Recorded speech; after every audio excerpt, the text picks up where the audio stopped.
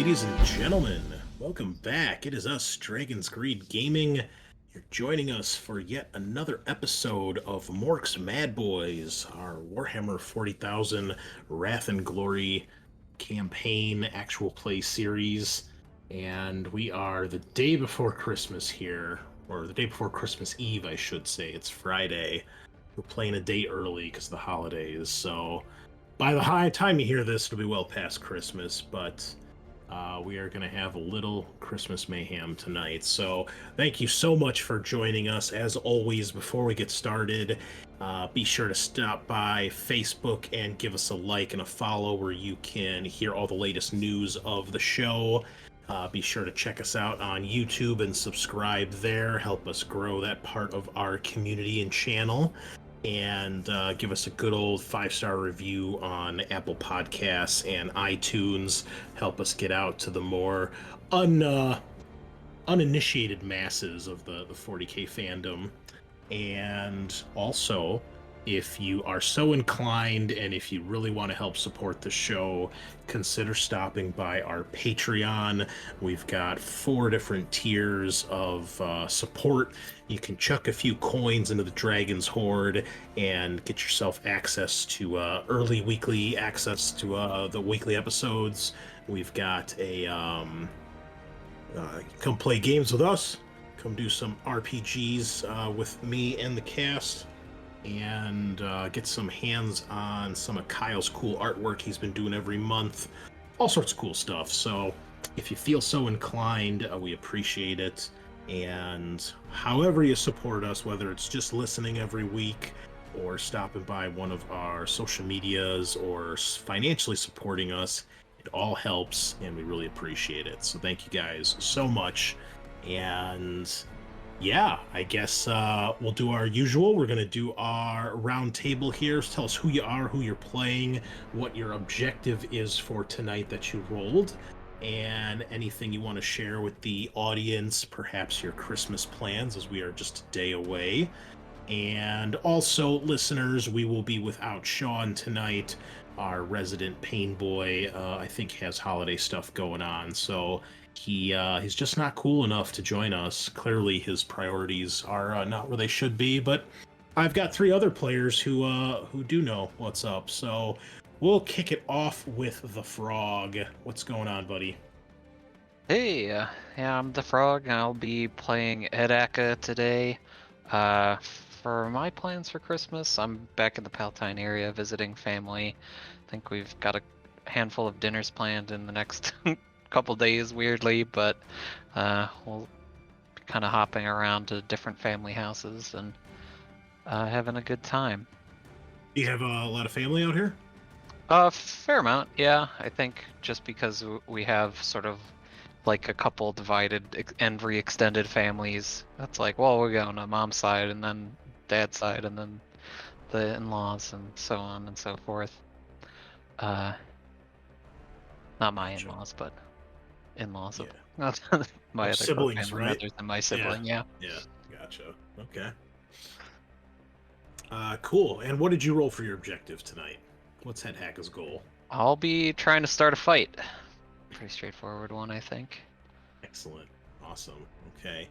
Fellas, be sure you reset your wrath as well to 2 if you haven't already. And then we will hear from our resident player who is not freezing to death, Kyle. Yeah, that's right. I'm currently enjoying some very nice tropical weather. Kyle, I will be playing Grave Scorcher, the Burner Boy. Yeah, just doing the holiday shiz. The sister is down for the holiday, so spending it with her and my dad. All right. Small and simple. Is she older or younger sister? She's an older sister. Gotcha. Cool. Yeah. Where's she from? She have to travel far to get to you guys? She was actually in Chicago, so not too far. Okay. All right. Yeah. Cool. And what is your Burner Boy up to tonight? Oh, that's right. He is to customize a piece of war gear if he can. Oh, Well, that kind of fits because you were kind of asking about that last week when you picked up the new. You picked up a heavy flamer or something, didn't you? I did, but I Nice. can't use it correctly yet. Is it because it's a heavy weapon? Yeah, so it needs 6 strength to be for it to not be unwieldy, and I'm at 4 right now. I believe you can brace though with a heavy weapon. Oh, like not Uh, move? I think. It's like an aim function. Matt might know the answer to that. I know Sean does because the heavy bolter's a heavy weapon, but Mhm. he's not here to help you. So, yeah, I think there's a talent you can get too. I think. So, Okay. into that. But Yeah. there are ways around it. Cool. And finally, the boss. Hello. Hello, I am Eric. I play Loktar, commando turned war boss. Big boss, one of the bosses. Yeah, we are happily avoiding extended family down here in Texas. So we're just gonna have a quiet, little immediate family Christmas and yeah, just kind of spend time with the kids. Got Okay. three little ones running around, so Yeah, that sounds like a mountain of presents and wrapping paper. yeah, they keep us busy, and we got a lot of wrapping to finish up between now and tomorrow. Oh, really? Try to get a head start, but Yeah. we'll probably do wrapping tomorrow. So is it just you, the wife, and the kids? That's it? That's it. Nice. Yeah, we try to invite them around for, if they want to come visit to see the grandkids, but usually I don't know that that's ever happened. I assume everyone is out of state then, because I mean, Yeah, you guys used to everybody. be around here, so Yeah, everybody's back in Illinois. We're the only Yeah. ones who left, so Well, you know what? That's too bad for them. exactly. There are benefits to moving away from home. Yeah. Well, myself and my wife are in the same boat. Our parents live in other states, and really the only other family here is an aunt and uncle I have. Mm. So, ever since my one aunt and uncle passed away, they used to be the hosts of our big family gatherings for Thanksgiving and Christmas. So that has not really been a thing for many, many moons. So, but that's okay because I would much rather just enjoy my day off and play video games and hang out with my wife than have to go somewhere and hang out with a bunch of people. So, works just fine for me. My wife's tradition is to watch the horror movie Krampus. Okay. Not the shitty one because there are like 1,000 of them out there. It's the Sure. decent actual Hollywood one that has Toni Collette. If you're familiar with her, she's probably the biggest name actress in that movie. I don't know why she fucking loves it, and like that's what we end up watching every Christmas Eve now. For this will be what, year 4, I think, since we started dating and getting married, 4 or 5. So yeah, we'll be watching that, and then. There's going to be lots of video games because I got the next week off. So Nice. it's going to be fucking glorious. Lots of stuff. Hopefully get some painting done on these Chaos Warriors too and finally get my paint scheme hammered out. So with my appropriate snow bases for the season. Cool. Well, I am the Great Unclean One, your host. And other than that, we're still playing lots of Dark Tide. My Ogren is now nearing level 30 to join the ranks of my veteran sharpshooter. And yeah, we've been trying our hand at some difficulty level 4 missions. And yeah, that's about it. Still playing a little Command and Conquer here and there when I can. And then just have way too many other games to play and not enough time to play them. So, whatever we can. Oh, and the Dark Souls RPG, the tabletop RPG book from Steamforge Games showed up in the mail this week. So, yet another RPG to add to the table that I want to play, but God knows when I'll have time. So, you all know I'm not a huge fan of 5th edition D&D because I've played so much D&D, and the Dark Souls game is a 5th edition, or uses the 5th edition system, but it seemed like it'd be cool. I know other Matt is really pumped about trying it, so we'll get to it eventually, listeners. Even if it's just a one shot, we'll get to it eventually. So yeah, why don't we just dive straight in here? So alas, we left the horde, the mob, boyz, had been on the planet of Charcion, the Adeptus Mechanicus mining planet. You guys had successfully fought your way inside, did some good pillaging and raiding, and then found one of the command centers, and a fight ensued with Head Hacka and Dr. Peppa leading the charge, and Eric and Kyle taking control of some of the supporting boys. A bloody fight ensued, but eventually the group of you stood victorious. Head Hacka, I think, went down twice in that fight and got his tongue cut off after getting an escalation on his injury. You blew up a huge chunk of the command center and unfortunately destroyed some of those crazy archaeotech things and 2 of the power generators in the room. But you did manage to get yourselves 2 of the other power generators. You got yourselves one of the archaeotech devices. The other one blew up when the orcs tried to disassemble it and dropped it. And then you managed to get some pieces from one of the server banks, so hopefully got some intel and tech on there. You also pillaged a bunch of scrap and then decided, you know what, it's time to split. Got back on the ship, and then we had a nice chat with Shornscar. And he also spoke with the navigator of the ship, Vashir. Basically convinced him to act as your navigator and do his job. And then we had our first plunk through the warp, which went relatively smoothly. I think somebody gained a corruption point. I'm going to guess it was Matt, because he seems to be the only one to get corruption points in this game. But other than that, the trip went pretty smooth, and you have ended up in I think it took about 2 weeks to get here, and what would have been a 4-week real space journey. You've arrived at the garbage waste world of Acridous. And that is where we will begin. However, before we begin, a couple housekeeping things that we need to do, or I forgot. Kyle, for the heavy weapon, I'm looking at the rules right now. So you must have a strength equal to the heavy weapon's rating to fire it normally. All attacks with a heavy weapon are made with a +2 DN penalty if you do not meet the minimum strength. Also, if you roll a complication as part of the attack, you are knocked prone in addition to any other effects.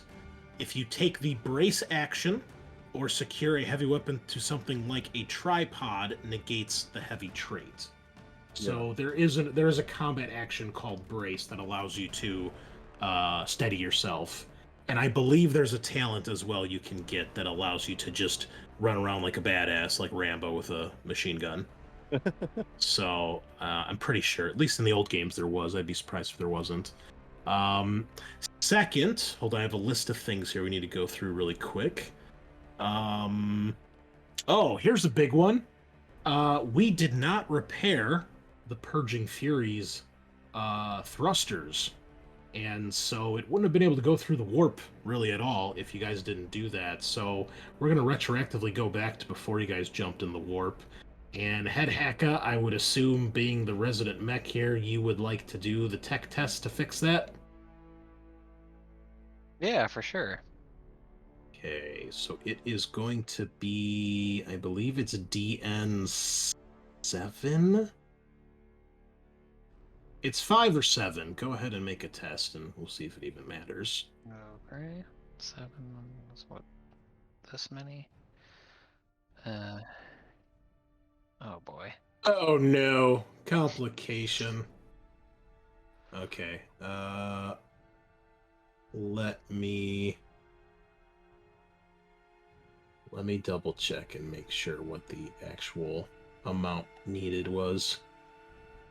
If Sean had been taking good rules like the captain of his ship should be, I wouldn't have to dig through this stuff, but apparently that's too much to ask. Oh no, they were completely damaged. They weren't just, like, leaking. So it is DN 7 to fix this, not 5. Okay. I'm gonna throw a wrath at this one then. All right, so we got 5 successes so far, folks. With all these dice, should happen. There we go. Okay, 8 success. However, complication, go ahead and roll that. Let's see what the game says. Okay. So here's what I'm going to say, Matt. Make a note of this so that you can tell Sean next week. He can put it on the ship's log, or you can if you have access to it. So you and the other mechs get the engines working again. I'm sorry, the thrusters. So they operate. However, it reduces the ship's maneuverability, and it cannot turn. Okay. So you have fixed it. The ship can now turn again as normal. However, there is something that you guys just aren't able to fix, something that is permanently damaged. So it is going to permanently have reduced maneuverability of 1 rather than of 2. So I will just make a note of that. -1 maneuverability. I'll add that to the notes here. And yeah. So it's repaired, but obviously it could be a lot better. All right. Next, Eric. You guys have been in the warp for 2 weeks, so there is time for the tribe to grow. I need you to roll a D100 for every 1,000 orcs in the tribes. That's going to be 3 D100. Ooh. I guess, well, technically that's for every week, so it's 6 D100. And this will be multiplied by your influence stat. I changed these rules a little bit to represent the more popular you get, the more orcs are going to come flocking to your banner. Times influence. Okay, so roll this. Okay, so 6D100, 224 times your influence, please. Looking for it. Which page is influence on? I think on this- here. Okay. Influence 3. Okay, so 672 orcs have joined the tribe, bringing you guys up to a total of 4,222. All right. And it'll grow even more now, because you guys got past the 4,000 threshold. Excellent. All right, so again, we've got orcs growing out of every little corner and nook and cranny on the ships. We've got orcs randomly showing up on other little ships, just seemingly somehow knowing about your exploits and hearing the psychic call from the rest of the orcs, and the tribe continues to grow. Excellent. However, we have been traveling for 2 weeks, so we do need to deal with the fact that the orcs are getting a tad bit restless. So we need somebody to try to put down the fighting. Okay. So any one of you can attempt this. You may use either weapon skill, intimidation, leadership, or persuasion, depending how you want to try to quell the masses. They are going to simply be using weapon skill. And because it's been 2 weeks, they're going to get a +1 bonus, which is going to give them a total dice pool of 8. You said weapon skill, leadership, or intimidation? Or persuasion. Persuasion. Basically, you can beat some sense into them, scare them, give a great glorious speech, or bribe and convince them otherwise to behave. I'm going to I could attempt try. the great and glorious leadership speech. Okay. What's your leadership? 6. Oh, my weapon skill 7. Oh. If you want to try that. If you want to beat him into place, by all means, you Yeah, can be we my were- enforcer. We were close last time. It's true. Okay. All right, it's an opposed roll then. I'm going to make this private. Okay, go for it, Mr. Burnham Boy. Ooh, a complication. You've got 4 successes. Do you wish to spend any wrath on that? Yeah, I'll reroll. Okay. Ooh. There we go. All right, 6 successes. Good choice because they had 5, so you do win. However, if a complication is rolled, the test is ignored, and the war boss or the chosen PC who made the test must defeat a challenger in single combat. If they win the fight, morale and crew population are increased by D3 as more orcs flock to the banner. The size of the tribe will also increase. If they lose the fight, well, they probably don't need to worry about leading the tribe anymore.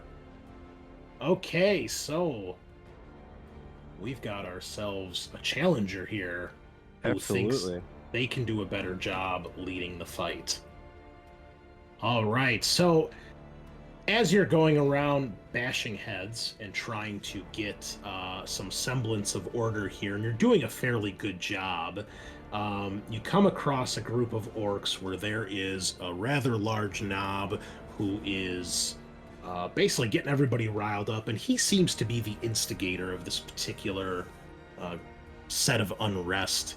And well, when you come stomping over to try to crack some heads, he fights back, and we've got ourselves a good old little battle here. So let us put him on the board here, and let's get you on the boards. We've got our tokens. Please go ahead and roll me some initiative if you would be so kind.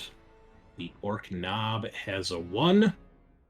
And Scorcha with a 4. Okay, so, yeah, so this guy, this orc, when you get in his face, he gets right back in your face, and he gives you a good shove, and a circle of orcs quickly forms around you guys as people are cheering and chanting and starting to throw in a couple teeth, expecting some sort of fight to go down. So, Grave Scorcha, how would you like to handle this?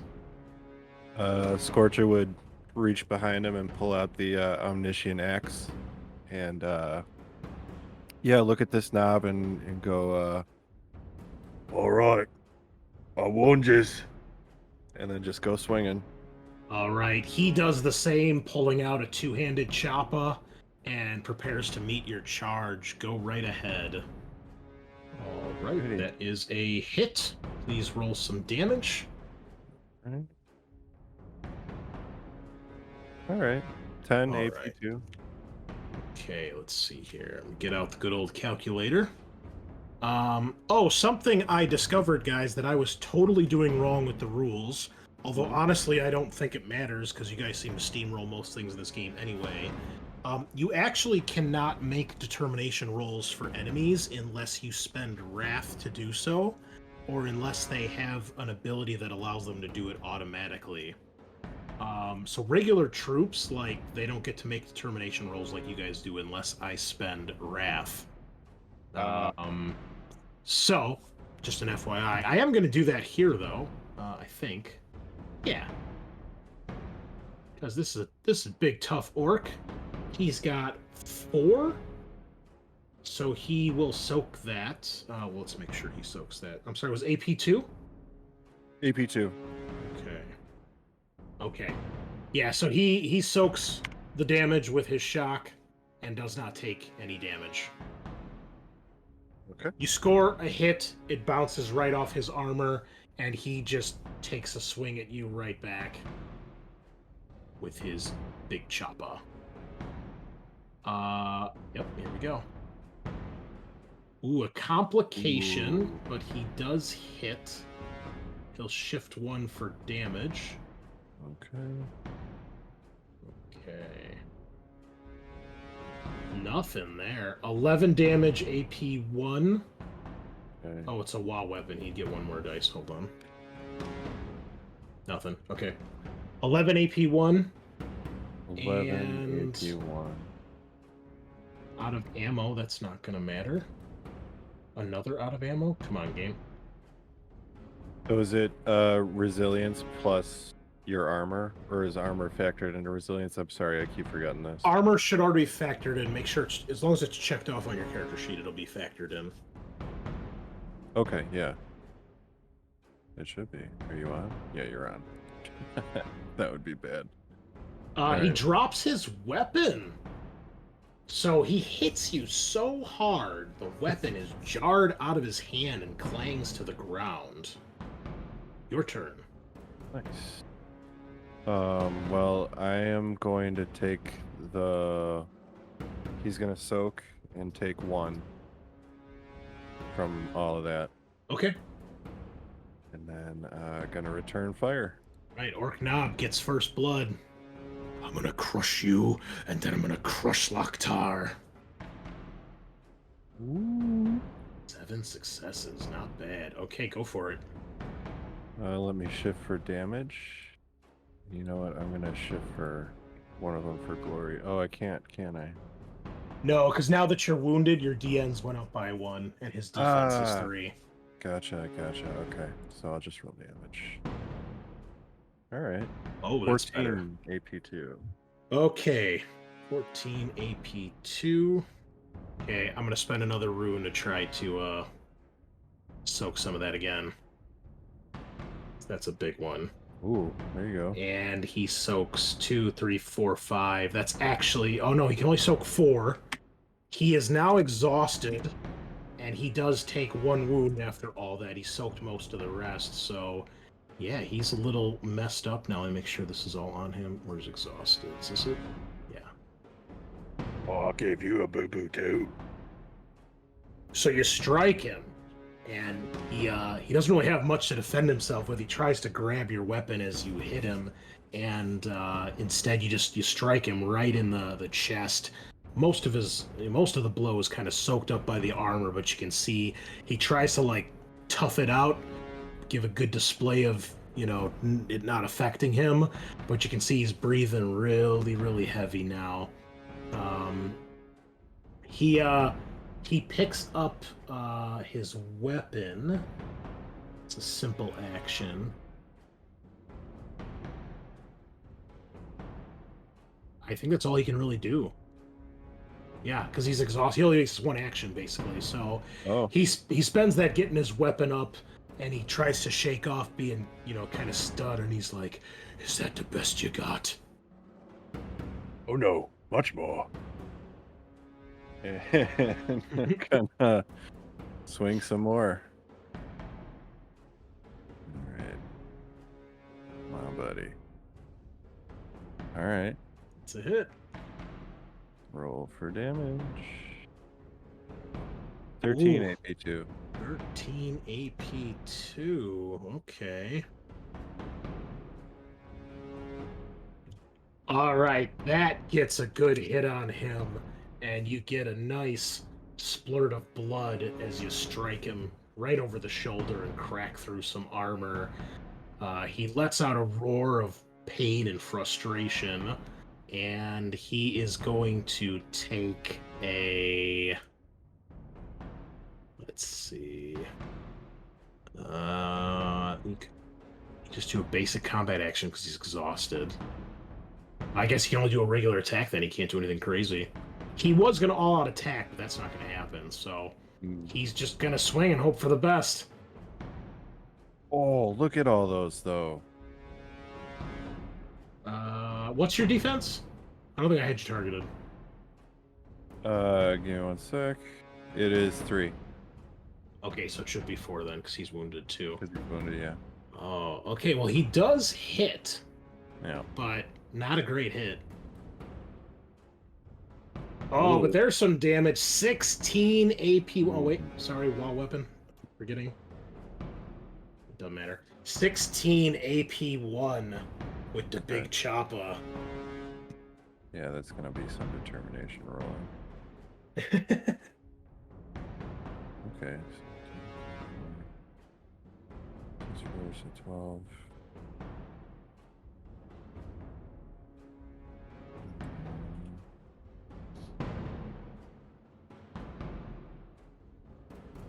So, okay, yeah, he got a hit. It's not great, but it wasn't, it could have been a lot fucking worse. All right. You can tell he's given it all he's got. This orc is, like many, refusing to die and going down to the fight. Alrighty. Yeah, Scorch is gonna kind of square his shoulders and take a deep breath and soldier forward, swing some more. Two brutes beating each other to death with axes. I love it. Oh yeah. That's a hit. And a success. Come on, buddy. Alright. 11 AP2. Okay. He's slowing down. His movements are getting sluggish. He's taking deep breaths between each taunt he tries to throw your way. But he's still standing. He takes a massive overhead swing as he charges at you with a mighty wah. Oh, let's give him his bonus dice here from what's that thing? Wah. Oh. Complication. He does score a hit. No shifts. You.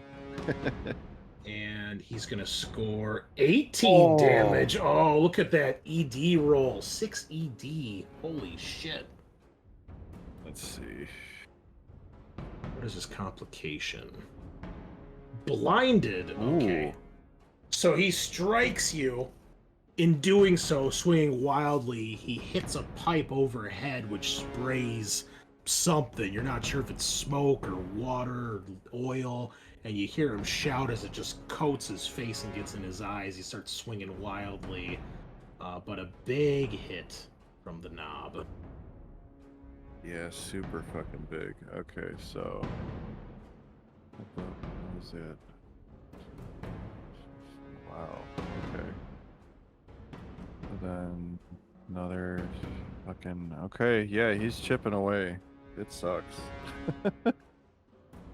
Grave Scorcher's a little over half in the bag. All right. So he really Are needs. you out of shock too?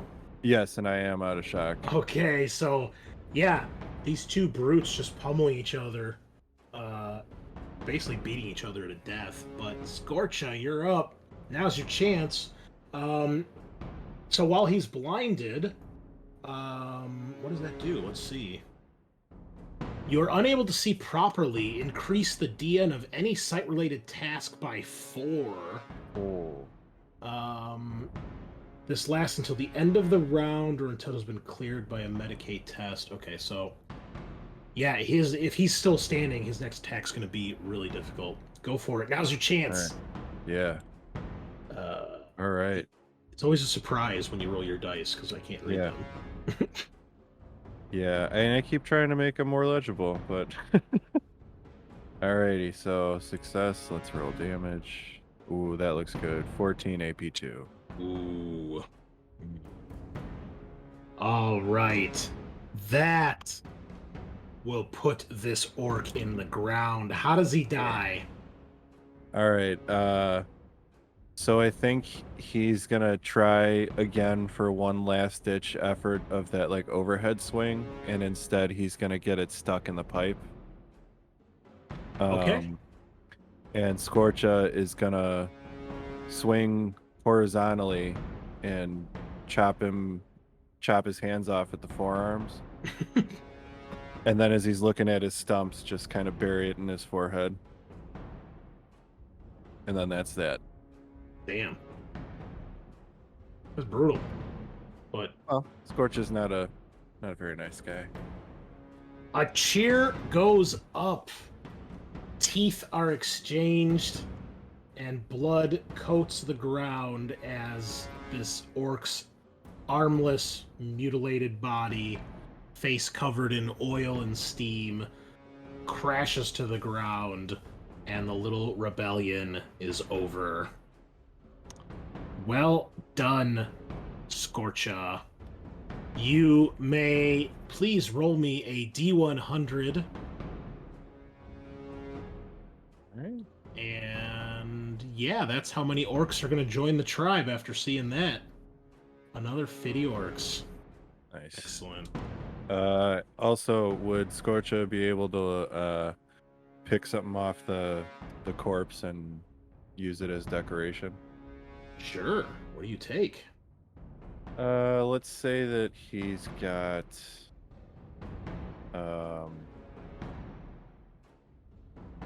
let's say he had some cool like knee brace or kneecap knee pad thing, and Okay. Scorcha took it for himself. Excellent. Well, the real question is, do you put it on your real leg or your cyber leg? Well, I think the real leg needs a little bit more protection than the cyber leg. Okay, fair enough. Orc knob dead. Also, please roll me a D3, and that will increase the morale and population. Actually, that doesn't matter. You guys are maxed out on your ship. Oh. But it will Wait. matter for the other ship, so Oh. it's part of the fleet. So roll a D3, and we will increase. Okay, so that is 2. So the morale of the Purging Fury is now up to 80 out of 90. It's pretty good. Excellent. And the crew population is up to 79 out of 100. Getting there. You got to get back up to 80 to get out of the... Yeah, you've got increased travel times right now. However, the morale thing, I think, is gone now.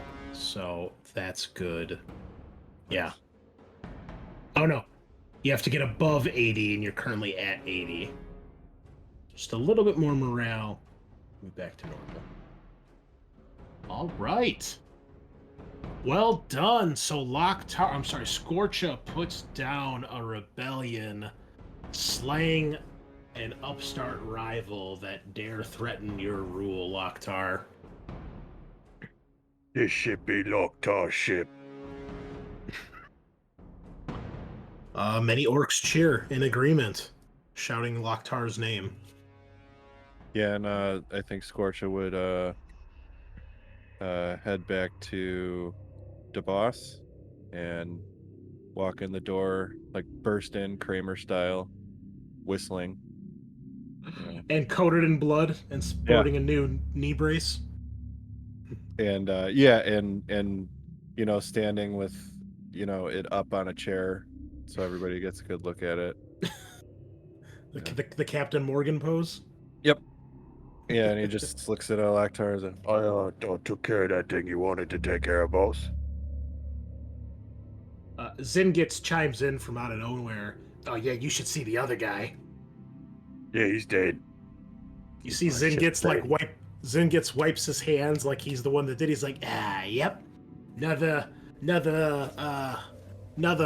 orc put in his place, boss. We got it under control.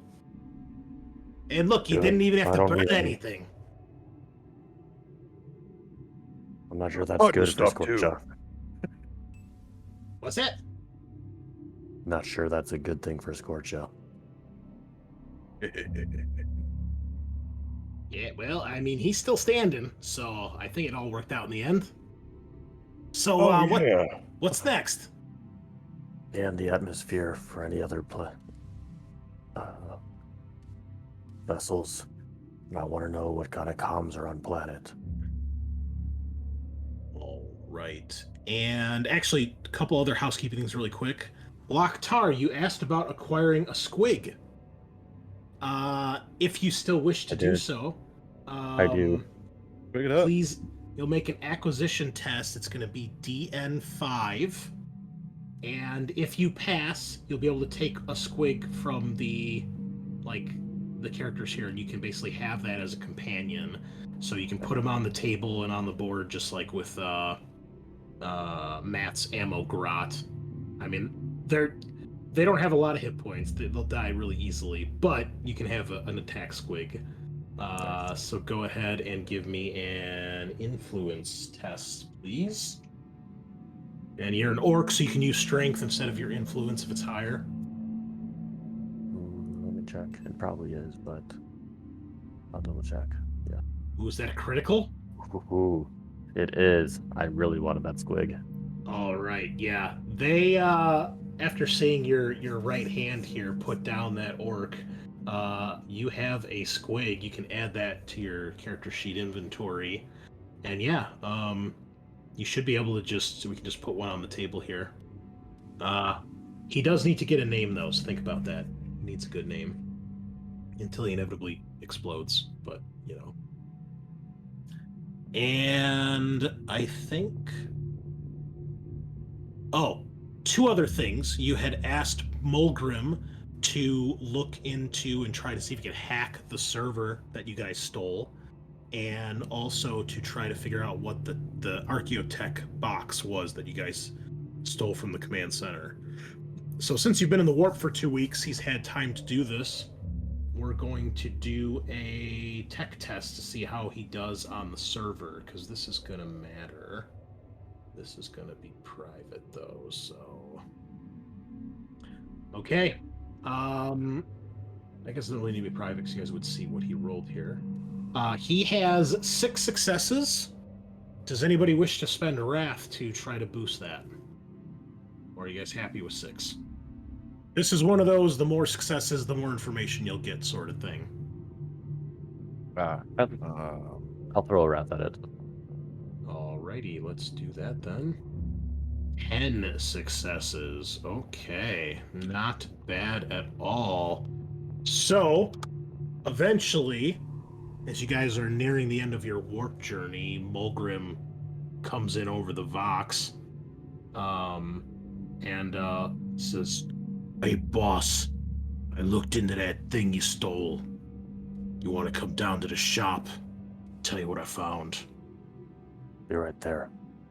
All right. So for any of you that join, you're back in Mulgrim's lab, where you guys were before. There are many, many more orcs, lots more mechs, more death skulls, and tons of more scrap than the last time you were here when you convinced him to join after breaking apart. And it's clear that they have all sorts of things that they are working on.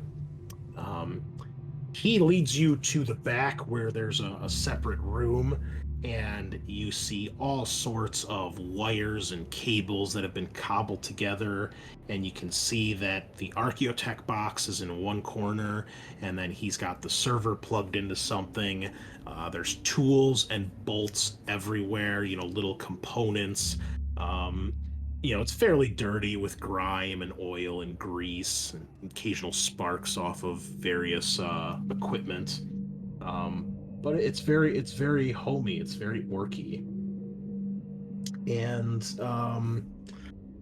he brings you over, and he says, "Well, I took a look through this thing, and turns out the Madboyz were hiding quite a few bits of this and that." He says, "So there's the typical stuff you'd expect. The base's output, these things they call tithes, quotas, whatever those are, and how much stuff they got out of the lava, how much stuff they shipped off world, things like that. Suffice to say, it's a lot. However, there's a couple other things too you might be interested in. Apparently, some of the workers on that planet we was on, that moon with the dome cities, they've been having some dissent and some unrest from the workers. Said it's a little unusual. There's even some that have been trying to escape the dome cities for some reason, but the Madboyz don't seem to know why. They also mention there's a gas giant planet made of gas smoke or something, and he basically on the map here, it's up here in the this part of the mountain, or part of the map in the outer reaches. It says it's called Archimos, and well, everything that they got here says anytime a ship goes in that direction it never comes back, so they recommend avoiding it.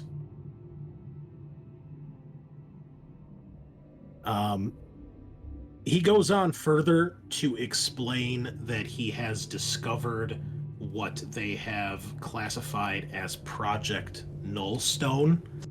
And he says at this point, this is where this was some of the harder to get information that took quite a bit of hacking and deducing and breaking through firewalls and things like that to get access to.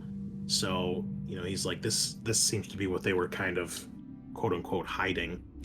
So he talks about this thing called Project Nullstone, and he explains that the Mechanicus talk about the moon Capra, the very first planet you guys were on with the dome cities, the dome colonies.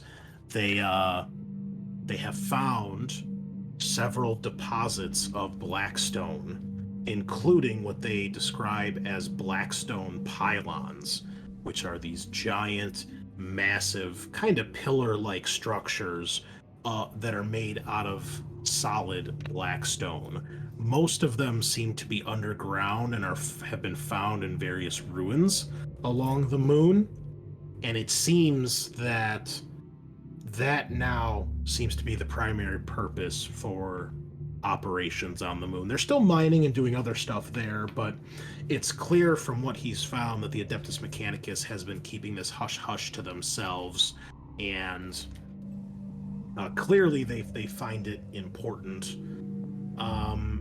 There is a little bit of information about how Blackstone seems to nullify the warp and warp powers, and that, of course, has been verified by both Vashir and Shornskar.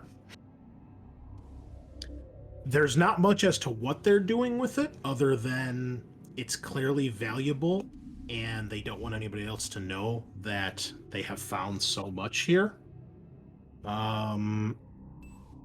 They also explain that the ruins, the Archaeotech ruins on the moon, such as the ones you guys explored in the very beginning of the campaign, are believed to be old Imperial ruins from probably during or even before the Great Crusade. You guys aren't sure what that is, but the records indicate that that was a very, very long time ago. It also talks about the remains of an unidentified xenospecies that had been discovered in the ruins, similar to what you guys saw, those weird, like, fossilized, mummified remains. And finally, Mulgrim explains that with further digging, basically the report then says, original thesis of Imperial ruins and Xenos creatures nullified, basically saying that new evidence suggests that these creatures are the remains, or believed to be the remains, of a Tyranid splinter fleet. And because of that, that would indicate that the ruins are not nearly as old as they thought, because the Tyranids are relatively new to the Milky Way galaxy versus how long ago the Great Crusade was. And that is a majority of what he's able to get out of that server. It's brilliant. They say these pylons are the Blackstone. Are they mainly large deposits, or is there anything implying they have an additional function, like they were created? No, they don't have any idea what it's for, whether it's natural or somebody built them. They talk about some places where they found ruins of pylons, just little pieces and bits. They've got a couple examples where they found actual intact ones that they've been mining, taking apart and harvesting. Are they useful to us at all? Well, I suppose if we ended up fighting a bunch of warpheads, it'd be useful.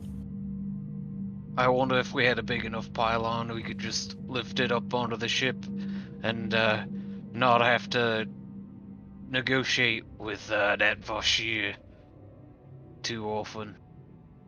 Milgram scratches his chin as he contemplates this. That'd probably take a lot of Blackstone. Hey, we'll see if we get lucky.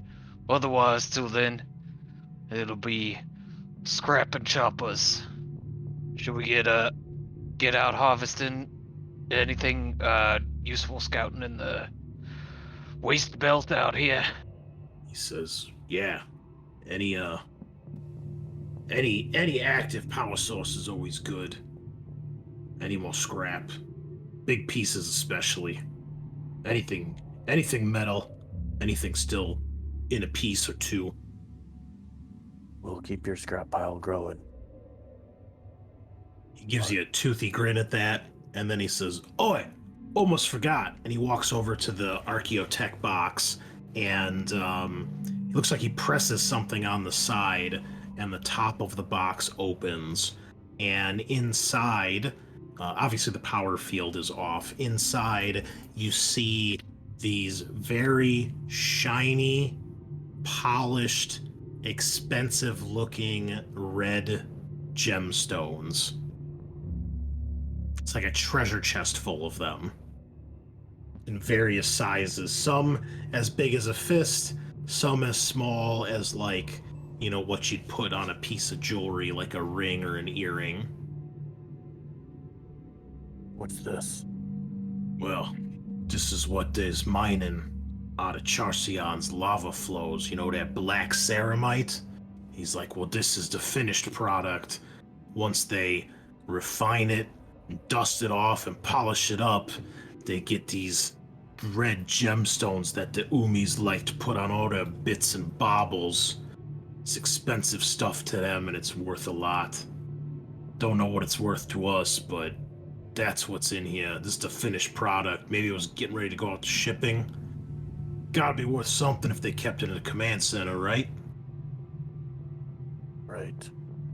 Would I recognize it at all from previous encounters? No, you guys have read about this in the ship's logs on the planets.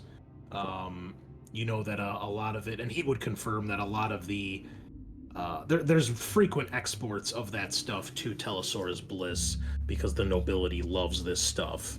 There's exports of it out of the system too, and you know, it can get them a lot of credits, and it's worth a lot in trade. But you know, to get raw currency too, or get favors, it's worth it as well. So yeah, a lot of it goes to Telesaurus Bliss. You know, that might be what it was ready for, because it's a smaller shipment. You know, you imagine if it was being exported out of system, it'd be a much larger quantity. It is red, though. That's a good sign. Maybe start equipping the bikes with them. He kind of shrugs. All right. We'll keep your stash growing. Hey, can you get our boys some packs? What kind of packs? Jump packs. Oh, you think it's Storm Boys? If you can equip them. He walks over to one of his tables, and he starts, you know, kind of milling about in some of the stuff that's on there, throwing stuff around. He's got like some charts and things that he's looking at, and he says, "Yeah, I think we've got enough to do that." It's like, tribe's growing fast, boss. Gonna need more scrap to keep up with this. But yeah, we can get them rockets and packs and jumping and shooting. Good. The tribe's growing, and we're gonna need gear to keep us moving. Says, all right, that's what you want me to do. That's what we'll do. Good talk. All right. So is that a for sure? We're gonna get some Storm Boys. Yeah, unless anybody had any other suggestions. All right. For scrap, I'd say that's a good idea.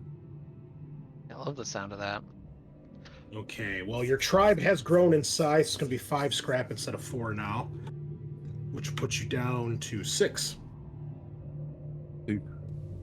And would each of you please give me an insight test? Shoot. Close, but no cigar. A couple sixes. Oh, someone got a critical though, so that's Scorcher. That'll be a point of glory at least for the pool. There we go. Nothing else though. Okay. That is all your little orc minds perceive. Unless there's anything else you want to talk to him about? Ooh, I don't know. Maybe Mulgrim, or I was thinking Scorcher would talk to him or Head Hacka about maybe adding a collapsible like tripod arm to the heavy flamer.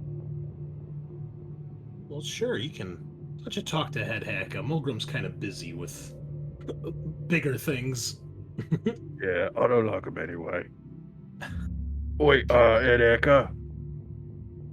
Hey, This thing is it's a little big, so maybe we put like an arm on it, so I can hold it up all easy like. So, Head Hacker, why don't you? I assume he'd visit you in your little mech shop you have back in the plasma drive room where you guys first all lived. Why don't you tell us what your workshop looks like? We've been here a couple times. We never really talked about it. oh sure. Well, I guess how I've pictured it is what I imagine is a weird parallel to Peppa's like operating Practice? room. Yeah, I was like a sort of circular area with a big slab in the middle that has the prominent project of the day.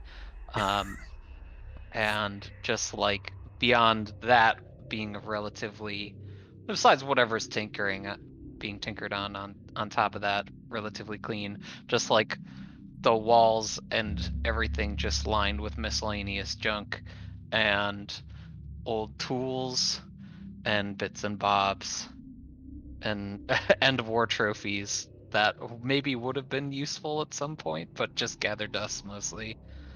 Like the galvanized rifle from the first outage, day out. Oh, okay, yeah, okay, that's cool.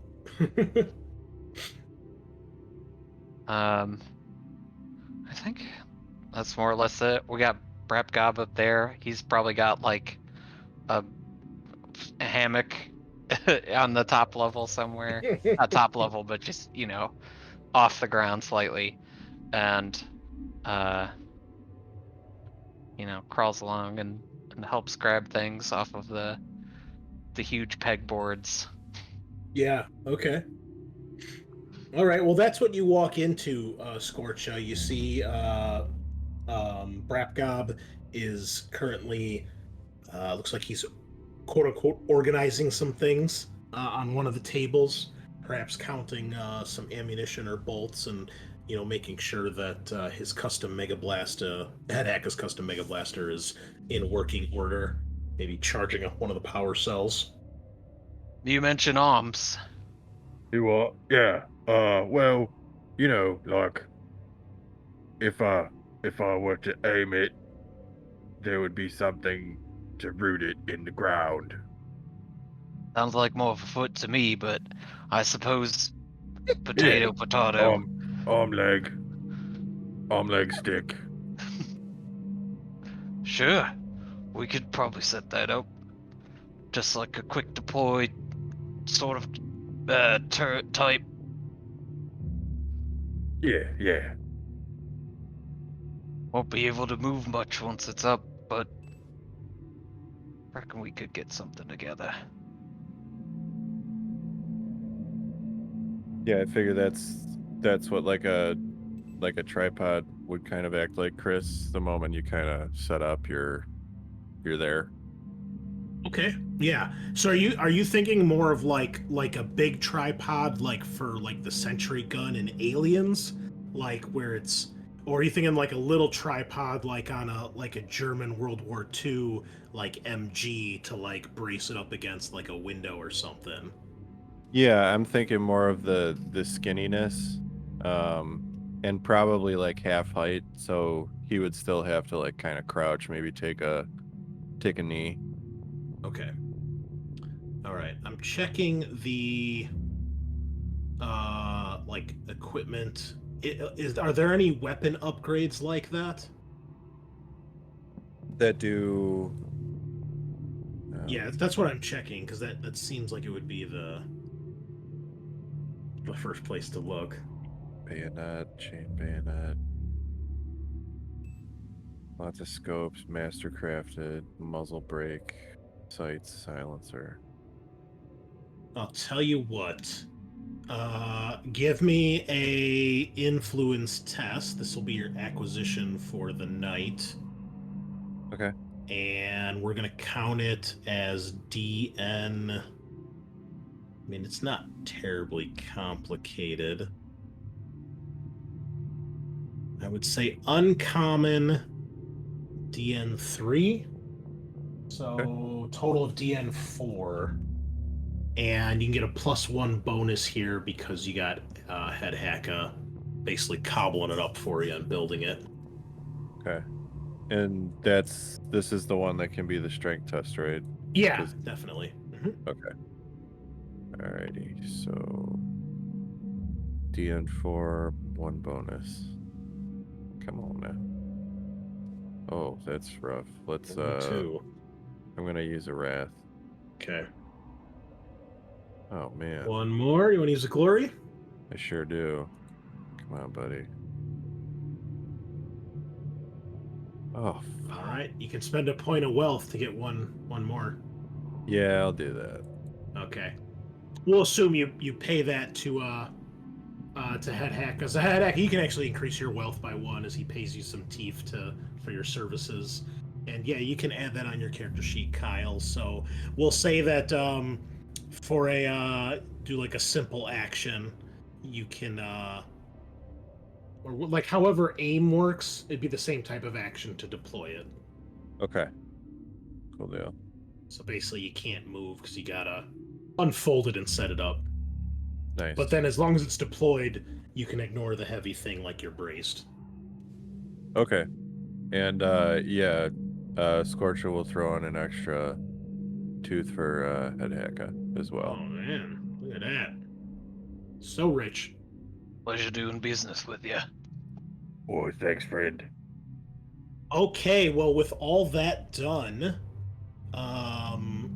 we'll assume as you guys leave the warp and you find yourself staring at this massive debris field around and in the atmosphere around Acridous.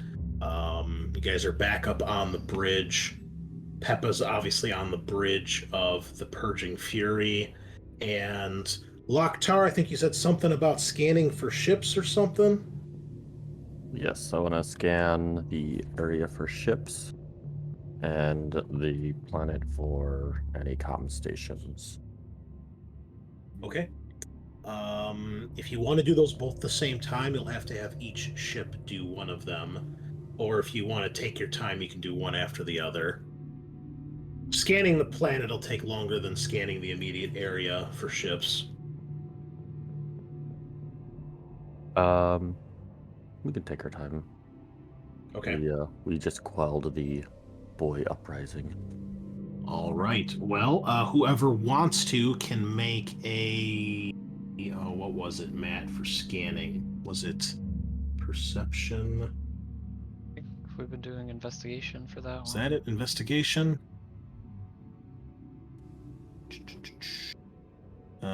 Scan. Investigation plus detection test. Okay.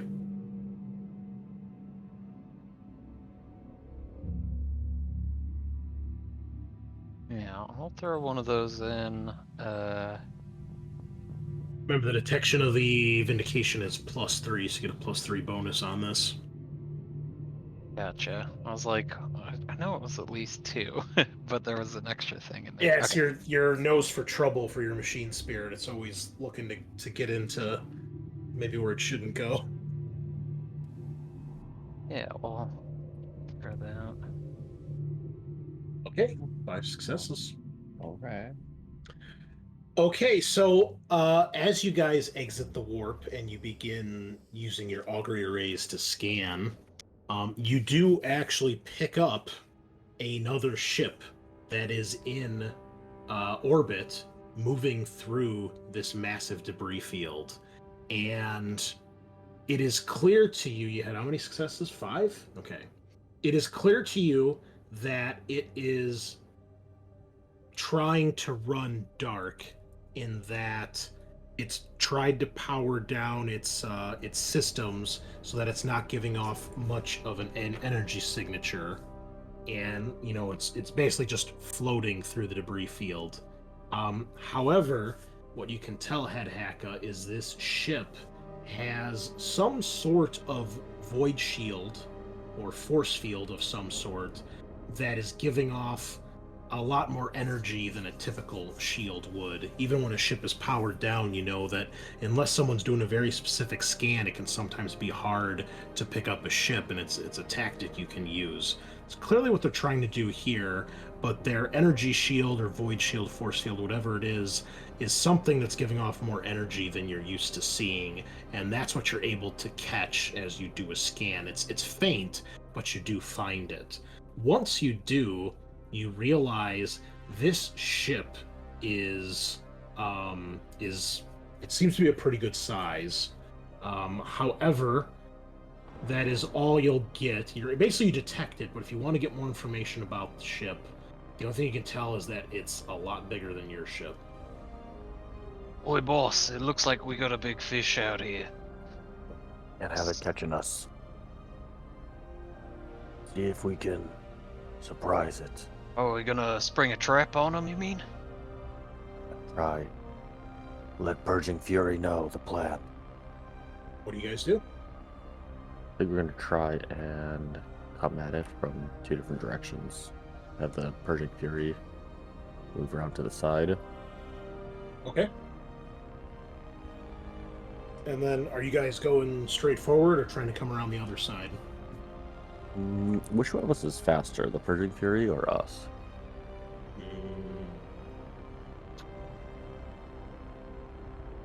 The Fury, if its stats would come up, has a speed of 7, and you're both the same speed. Let's send the Purging Fury in the front, and we'll come into this, try and sneak up on the side. Okay.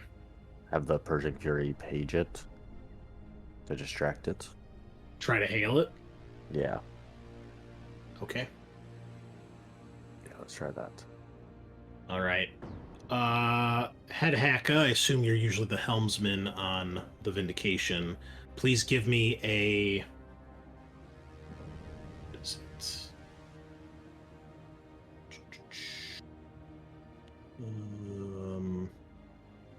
Give me a piloting test. You can add the maneuverability of the ship as a bonus.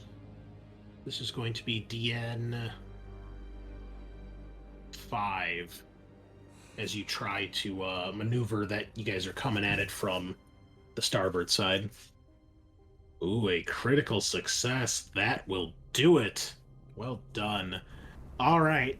So you quickly put the pedal to the metal and start sweeping around. Now, in order to get within firing range of this ship, or boarding range for that matter, you guys are going to have to enter the debris field. And while some of this is just little bits of junk that you're sure the void shields will push off or will burn up in the void shields, there are other pieces that you're not so sure about. It's not as bad as going through an asteroid field. Nothing like that. But there is a risk here. Is it a risk that can be solved by good piloting, or we're just gonna have to take the hits? Probably not piloting. There's just so much stuff. Like, imagine trying to swim through a swimming pool that's, like, had just bags and bags of garbage dumped in it.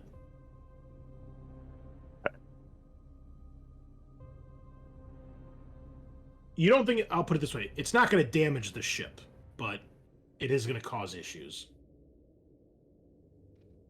The boys paint Gork and Mork effigies. across the hall. Okay. All right, so Peppa tries to hail this other ship. I believe there's actually an action for that you have to do.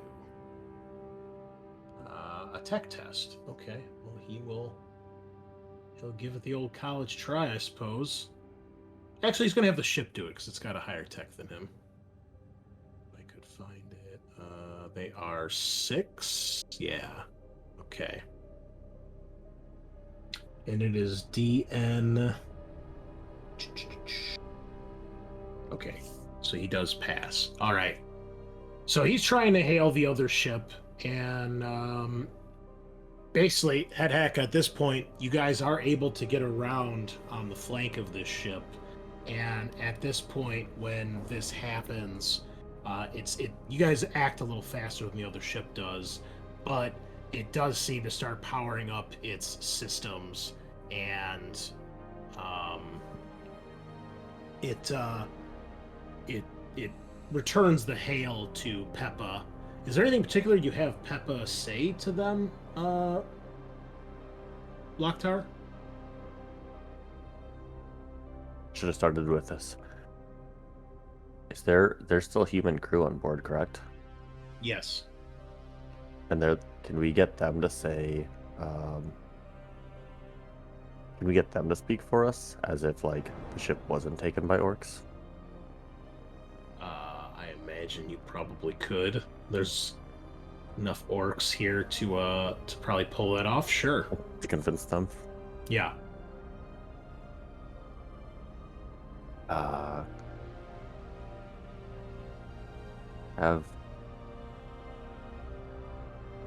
Have them hail the ship, and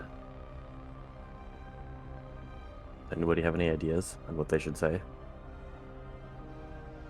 I don't know. Seems tough.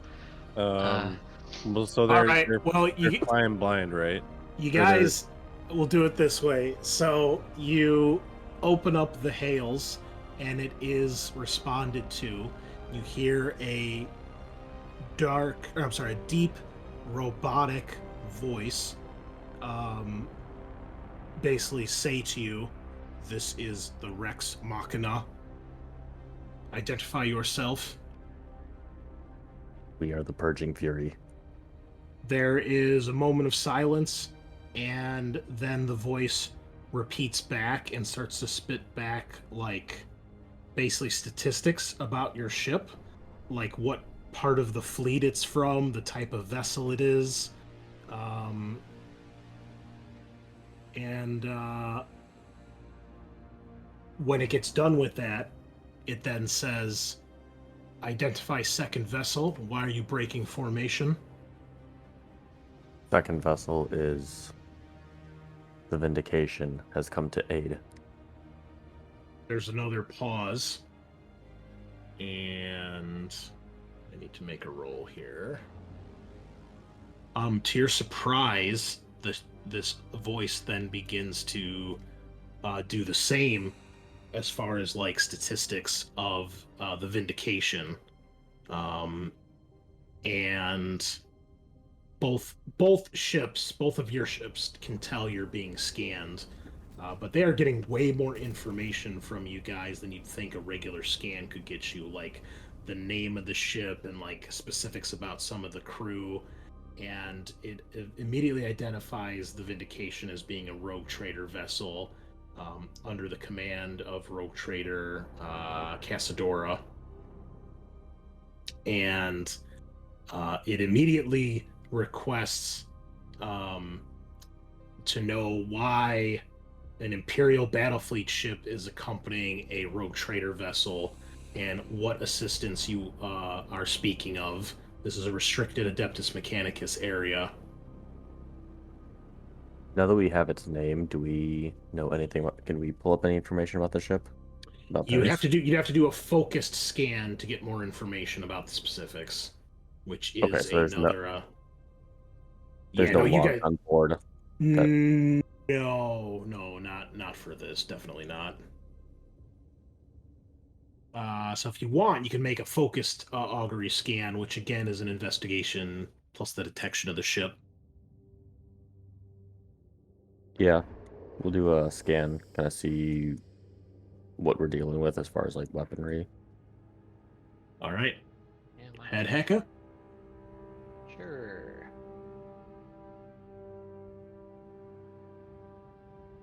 Ooh, critical. Getting that glory pool up. Nicely done.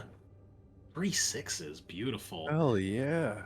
All right. So, head hacker, you identify this as the Rex Machina, a Adeptus Mechanicus universe class mass conveyor ship. This ship is over 12 kilometers long.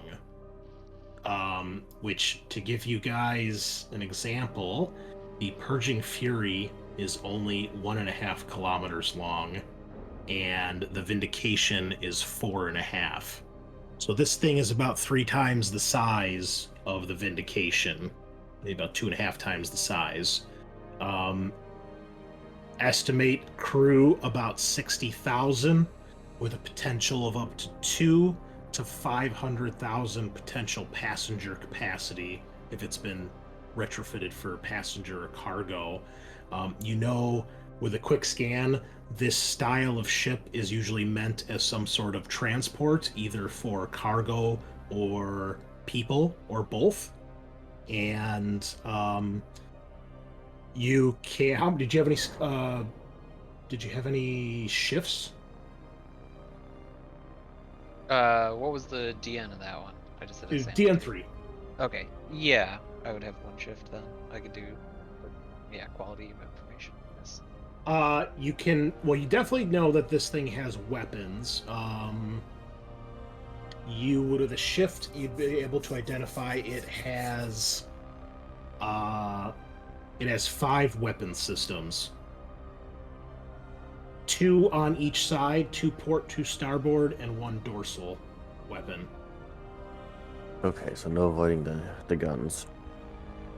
At this point, the voice repeats back, awaiting explanation, Purging Fury. Identify yourself now or remove yourself from this area. And at this point, their ship is powering up completely, you can tell. Obviously, they realize the jig is up and they're not going to get the drop on you guys, so they're getting ready. Okay, so our only option at this point is to flee this giant-ass ship or just launch everything at it. How long does it take to get our boarding torpedoes ready? That depends. Are you the type of orc captain that keeps a couple ready in the tubes? Lives life a little dangerously? I mean, that's how we always. I mean, they're boarding torpedoes. I mean, then it's just a turn to get dudes into them, fire them. So not long. All right, we're gonna launch boarding torpedoes. All right, we're going in hot. Okay, well, why don't we take our break as it's almost that time, and then we will come back with yet another space battle. Oh yeah. Been waiting for this one for a while, fellas. Oh, jeez. This is either to go really awesome or really bad. All right, we'll be right back. Let's go grab some Dr. Pepper. All right. We are back, ladies and gentlemen. We patched up Kyle a little bit. There's been some time for Grave Scortia to get patched up, so he's gotten some wounds back, got a little bit of shock back, so he's not exhausted anymore. And we are now on to a new map here. If you guys would please move over to the debris field, and you will see we have things set up here. So, let's switch over to some good ship music. And, yeah.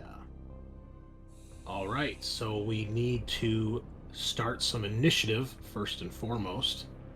Please add your ships to the combat tracker. Oh, what a fucking baller name. Oh. They changed. Yeah, that's the class of the ship is Universe Mass Conveyor, but the name of the ship is the Rex Machina. Okay. Yeah, All right. Universe Mass Conveyor is like that is awesome. All right, so Vindication at Initiative 4. You are at the start of the round here. You've just etched out the Rex Machina. So you guys are starting 10 Void units, 10 spaces away, as far as you're able to get before they're fully powered up and able to react. However, Vindication, you have made it to the starboard side? Port side? Sorry, I'm not a sailor. I don't know which side. But you made it to one of the sides of the ship. While the little tiny purging fury is heading straight for it. So, let us begin. All right, Vindication, you are up first. So, remember when we do this, the ship can make a move, and then every character on the ship can do an action, assuming that they're not doing something already, like piloting the ship. And you can always have the crew using the crew value of the ship to do other actions like fire weapons and things like that. So I guess the real question is, Head Hacka, are you piloting? Are you helmsman right now? Or are you just player character? I guess. Hold on, I'm like reviewing the other actions as well. Like, would it matter? I guess I'll start with that and might skip back if we. So I'm sorry. So you are helmsman? Yeah, sure. I was Okay. piloting earlier. Why not? Okay. Well then, go ahead and take your movement action, please. I guess we're planning to move up and come at them so we can keep at our normal pace. So, for the map here, guys, you don't need to worry about actually avoiding any of the scrap that's on the map, because it's just moving about. However, because of all the stuff that is in orbit, your void shields are down for this fight because they're being overloaded by all this junk. Okay. That is the penalty that it's giving you. Would that be the same for theirs then? You're not sure. Okay. You're too far away to physically see a void shield, and void shields normally are only visible when they take a hit. Gotcha. Okay. You'd have to scan them if you wanted to find out for sure, or get close enough to see. So, okay, you guys are up. We're a light cruiser, right? So it can turn, Yes, make a 45 turn. yes. Gotcha. So you have to move at least half your speed, then you can make a turn, or you can move your full speed and then make a turn. Are these spaces 1 or 2? One. 1. Okay. So And it's One is the- void unit. Is the debris actually like in front of us, or just kind of like? Nope. Just Okay. ignore it for movement purposes. It's Okay. moving around. You're moving around. Yep. At least one view. So normally you can only make your move at the end of the move. If I'm reading this right. Make What do your you mean?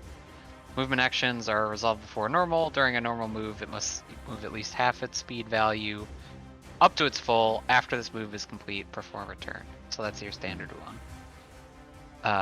Correct. Okay. Which is up to 7. 1, 2, 3, 4, 5, 6, 7. Do diagonals count in a weird way, or just normal? Nope. Just whatever way your ship is facing. Okay. Because we got broadside cannons, and ideally would want to try to hit people with those, right? Well, torpedoes are on the front, broadsides are on the side, so it depends Oh, what yeah, you're so trying we're- to... We're doing that first, right? So, do a sick drift. oh boy. I don't know. I guess we're just moving up a little bit. Well, how far do we Moving up. need to go before torpedoes? Not very far, right? So, Matt, just so we're clear here, I think that's miswritten. I think you're able to turn once you at least move half your speed. It doesn't have to be when you're finished moving. Okay. That 'Cause does help a lot. I'm thinking BFG rules when I see this, so... Cool. Basically, you can turn anytime after you move at least half your speed. Yeah, they have a lot of ship on, or a lot of shit on their side as well. So I'm like, this is maybe not the best place for us to be. But, yeah, what's the range on the torpedoes? Maybe we just want to move our minimum.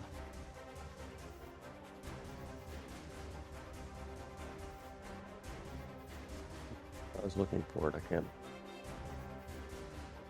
Go to your ship's gear, and then you can access the weapons there. Just like a regular weapon. Range 60? Wait, what does that mean?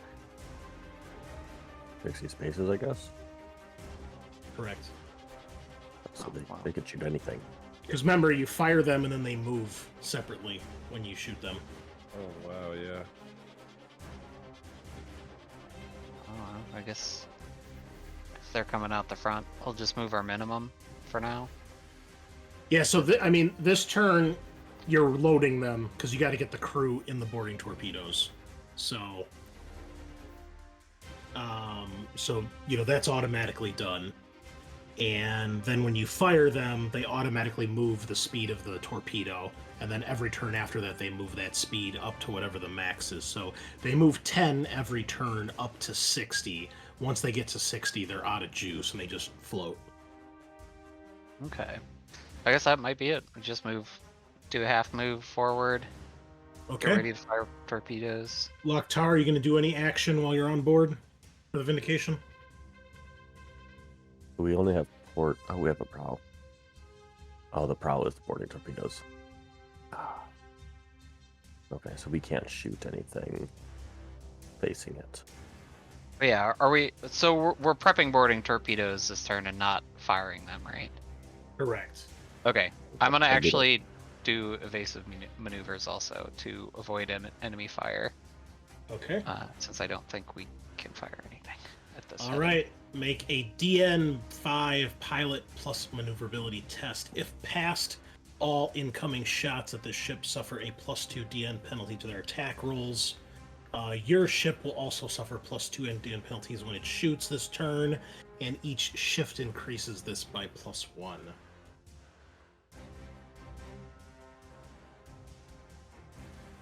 I missed this part of. Well, whatever. Oh, another critical. You guys are maxed out on glory. You have no success, though. Well, we're maxed out in glory, so I'm gonna throw one in. Alright, it doesn't help. Okay. Alright.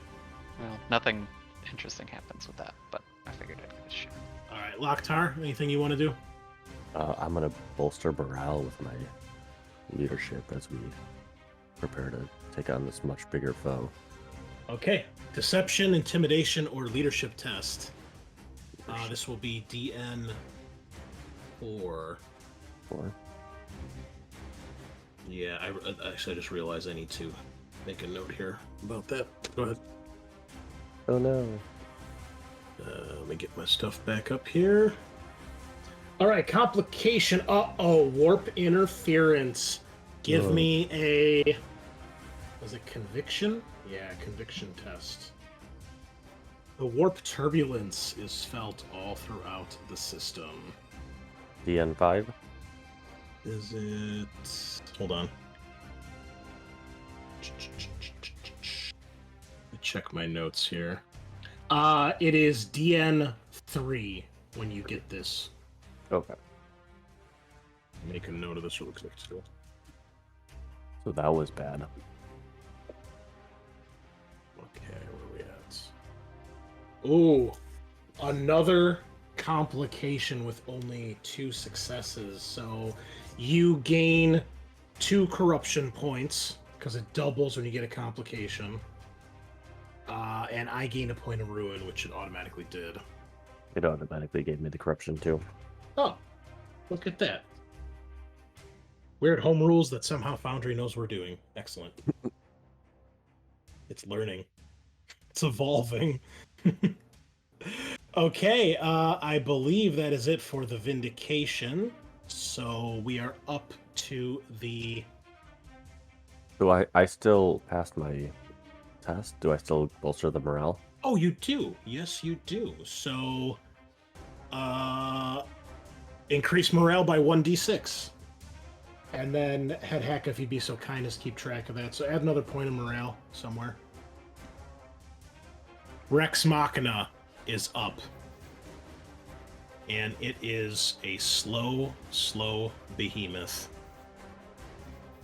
Moving a whopping speed of 2. Purging Fury.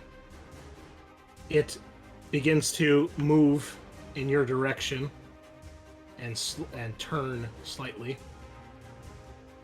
Okay. It's going to try to open fire with its dorsal weapon if it is in range. Is that the top? Yeah, it is range. It's only range 8 max. Oh, just out of range. You see a lance beam. I guess they wouldn't fire because they would know you're not in range. So I don't think you can shoot anything beyond that. Oh, further than twice the maximum range of a weapon, but it's plus 2 DN. Okay. Oh. Yeah, it is going to shoot then.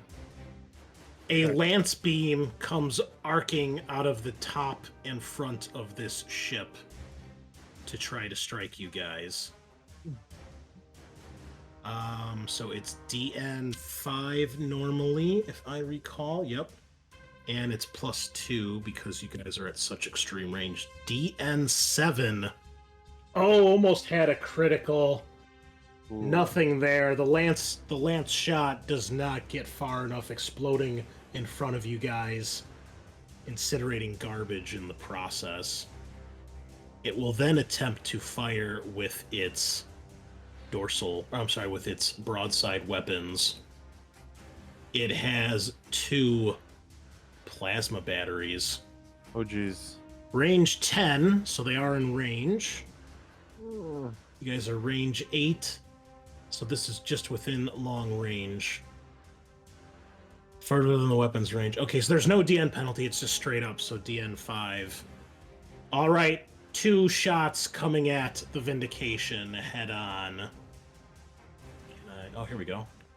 Oh, a complication, but a hit with the first one. Can they shift? No. All right. You guys are taking a strength. That's the critical rating. Hold on. It's been so long since we've done this. Just a second. Okay, it is damage 14, AP 3. And you do not have void shields. That's that's not in the character sheet. It's somewhere else, isn't it? Yeah, it's in the ship stats notes. So it looks like it's armor 18. So that would be knocked down to 15 and absorb the damage. Correct. I'm just checking one thing here. I don't remember what this other number is. Oh, that's the strength of the weapon, which is how many hits it can get. Which it didn't get to shift, so you guys are lucky. All right. The second shot from the other plasma battery on that side. Okay, it's coming back to me. That is a hit as well with no shifts. So again, 14 damage, AP 3. The ship, the Vindication, is rocking as it is struck by massive plasma bolts, searing through space, incinerating everything in its path. Purging Fury, you are up. Wait, does their complication mean something bad happens on their ship? Sorry. Yes. Out of ammo. Okay, they've got to reload that one weapon battery. They've overheated. All right, Purging Fury. Okay, so since it has 2 of the Mars pattern macro cannons, does that mean I get to shoot twice, or I can only shoot once?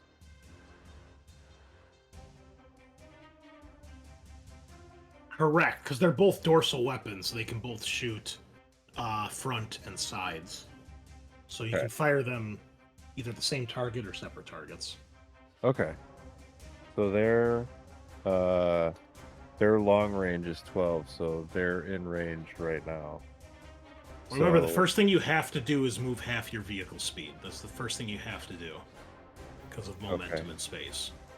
Okay, so half the vehicle speed is 6, right? Or so 6 is so that's 3. So it needs to move 3 spaces. And you need to look at the ship stats. Don't look at the stats on the character sheet because it's doing. Oh, okay. Your speed is 7. Okay, so 4. Yes.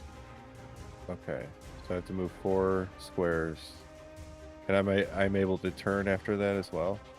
Yes, and because you're a smaller ship, you can turn up to 90 degrees. Okay.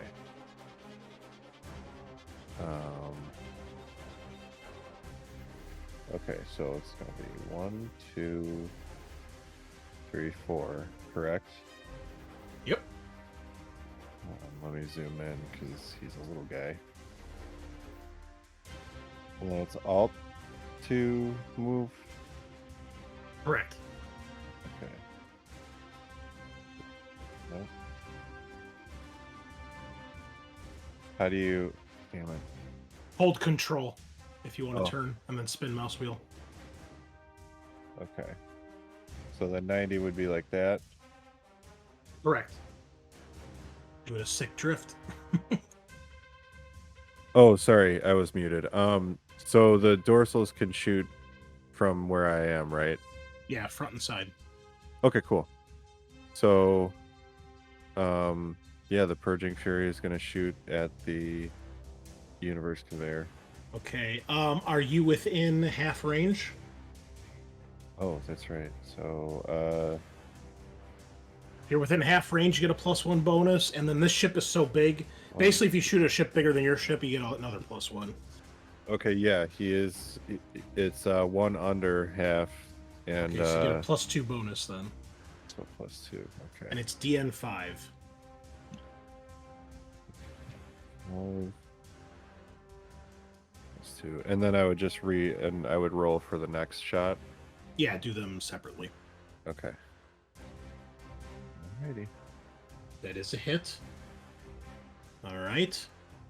So, the answer to your question, or your question, I should say, Scorcha, is answered as you see the distinct signal of a void shield flare up when you guys fire, and it takes the hit. Okay. So then again. Yep. Okay. And 4 +2. Ooh. That does not hit. Am I able to use personal wrath? Or just glory? Are you firing the weapon, or are you having the ship fire the weapon? Well, Oh. keep in mind, you can only fire one weapon, so you would use your stats, and then the other one would use the ship stats, which is 6. Gotcha. Okay, yeah, then I guess we'll leave it at that.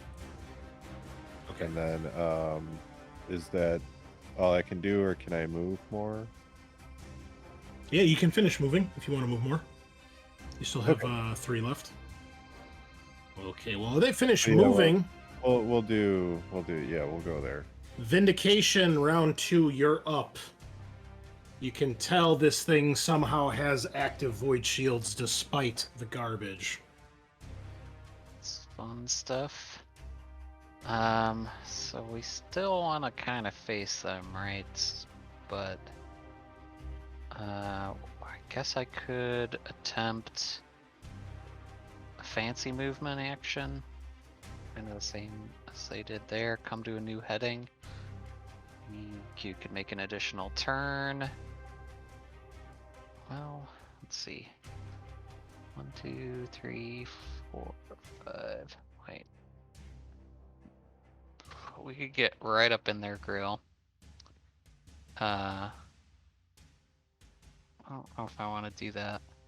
I mean, they're pretty big, so I think I might let the shift drift ahead on maneuverability and detection scores, augury, blah blah blah. Because we can fire the boarding tube torpedoes, right? Do we really need to be?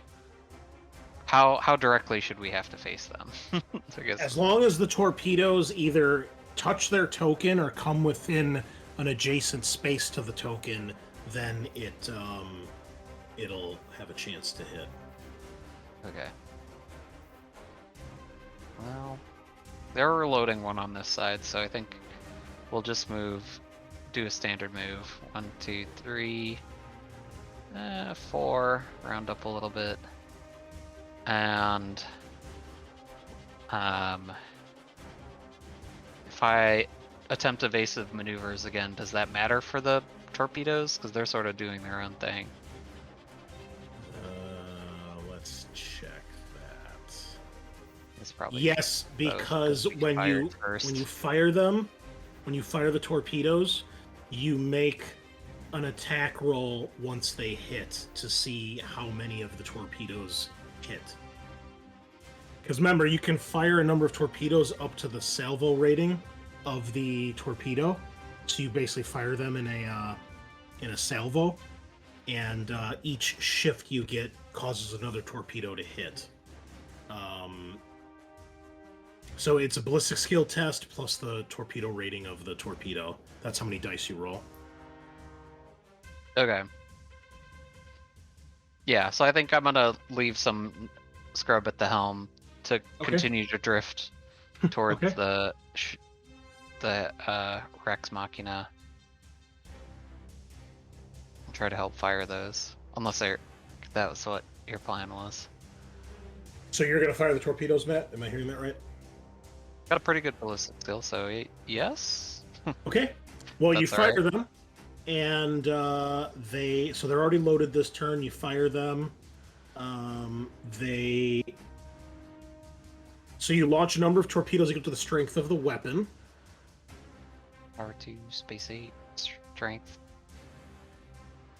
Oh, I don't know. Strength of the torpedo tubes. Power 2, space 8. Okay, let me just double check here. I think it's the of the torpedo tubes. It's 6. So you can fire up to 6 torpedoes in one salvo. And then you make a ballistic skill test.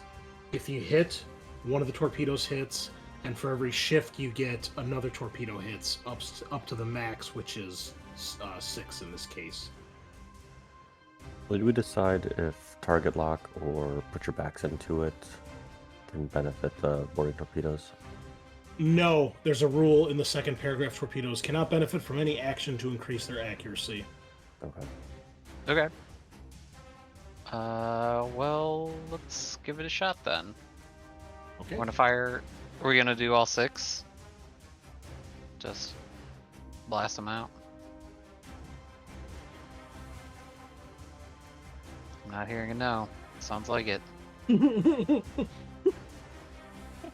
All right. We'll reduce your torpedo count. Make a ballistic skill test. I will let you get the +1 because it's a larger ship. I think that makes sense. Sounds good. Yeah, because it says can't benefit from any action to increase accuracy, but the size of the ship is not an action. It's a fact of life. Make a count, head hacker. Alright, let's see it. And I'll start looking up the rules for boarding. Oh, a critical! Yes. Okay, you have a hit and you have 1 shift. So you can have 2 of the torpedoes hit. Sure. Also, reduce your torpedo count on your character sheet for that. Oh, I see. All Yeah, right. shit. Does the critical not do anything for this one? No, I think it does. Okay. So void shields do not stop the torpedoes. No complication was rolled. Roll damage for each one separately. I can reroll 1s or 2s for damage. Okay. Damage is 2d10 plus 11.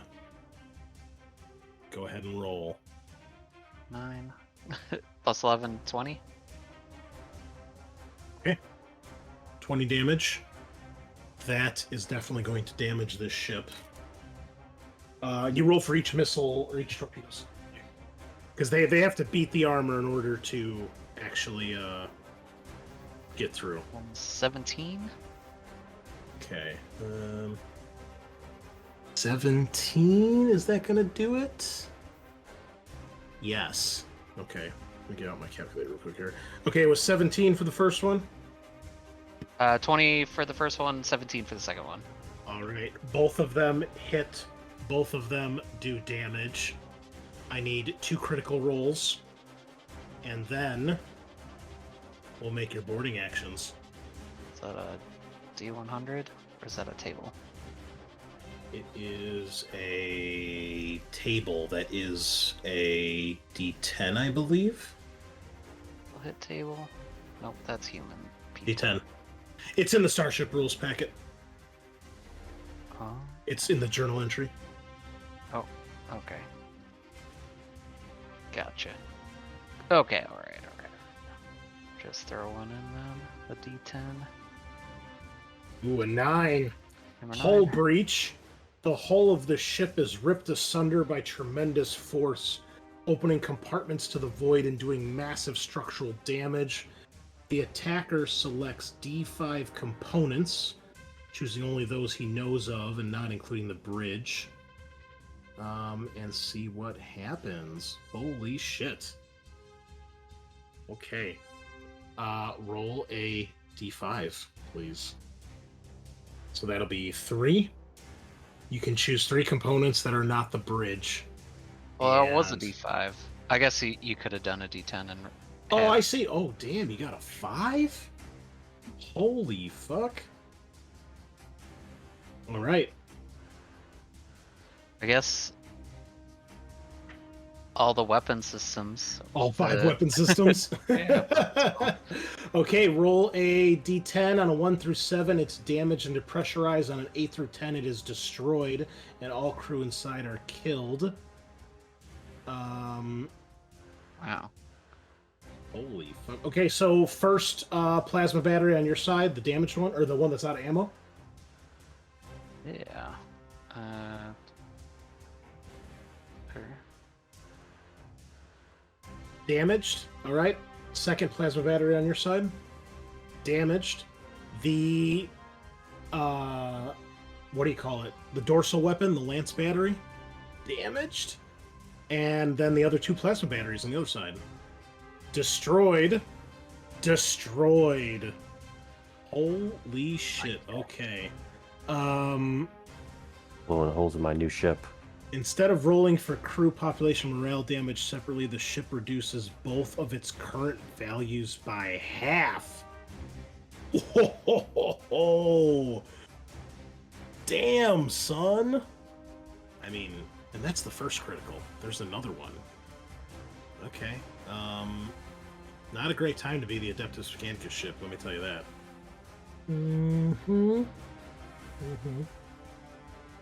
Okay. Roll the other critical, please. Oh boy. There we go. Oh. 10 for this guy. 5. Fire. Alarms scream through the hull as hungry flames soar through passageways and compartments. The blaze must be contained before it devours the entire ship. The attacker selects 1 component that is not the bridge or plasma or warp drive. This component is now on fire. All right. Yeah, what do you want to set on fire? Can you guys think of anything we want to set on fire? Anything weapon related?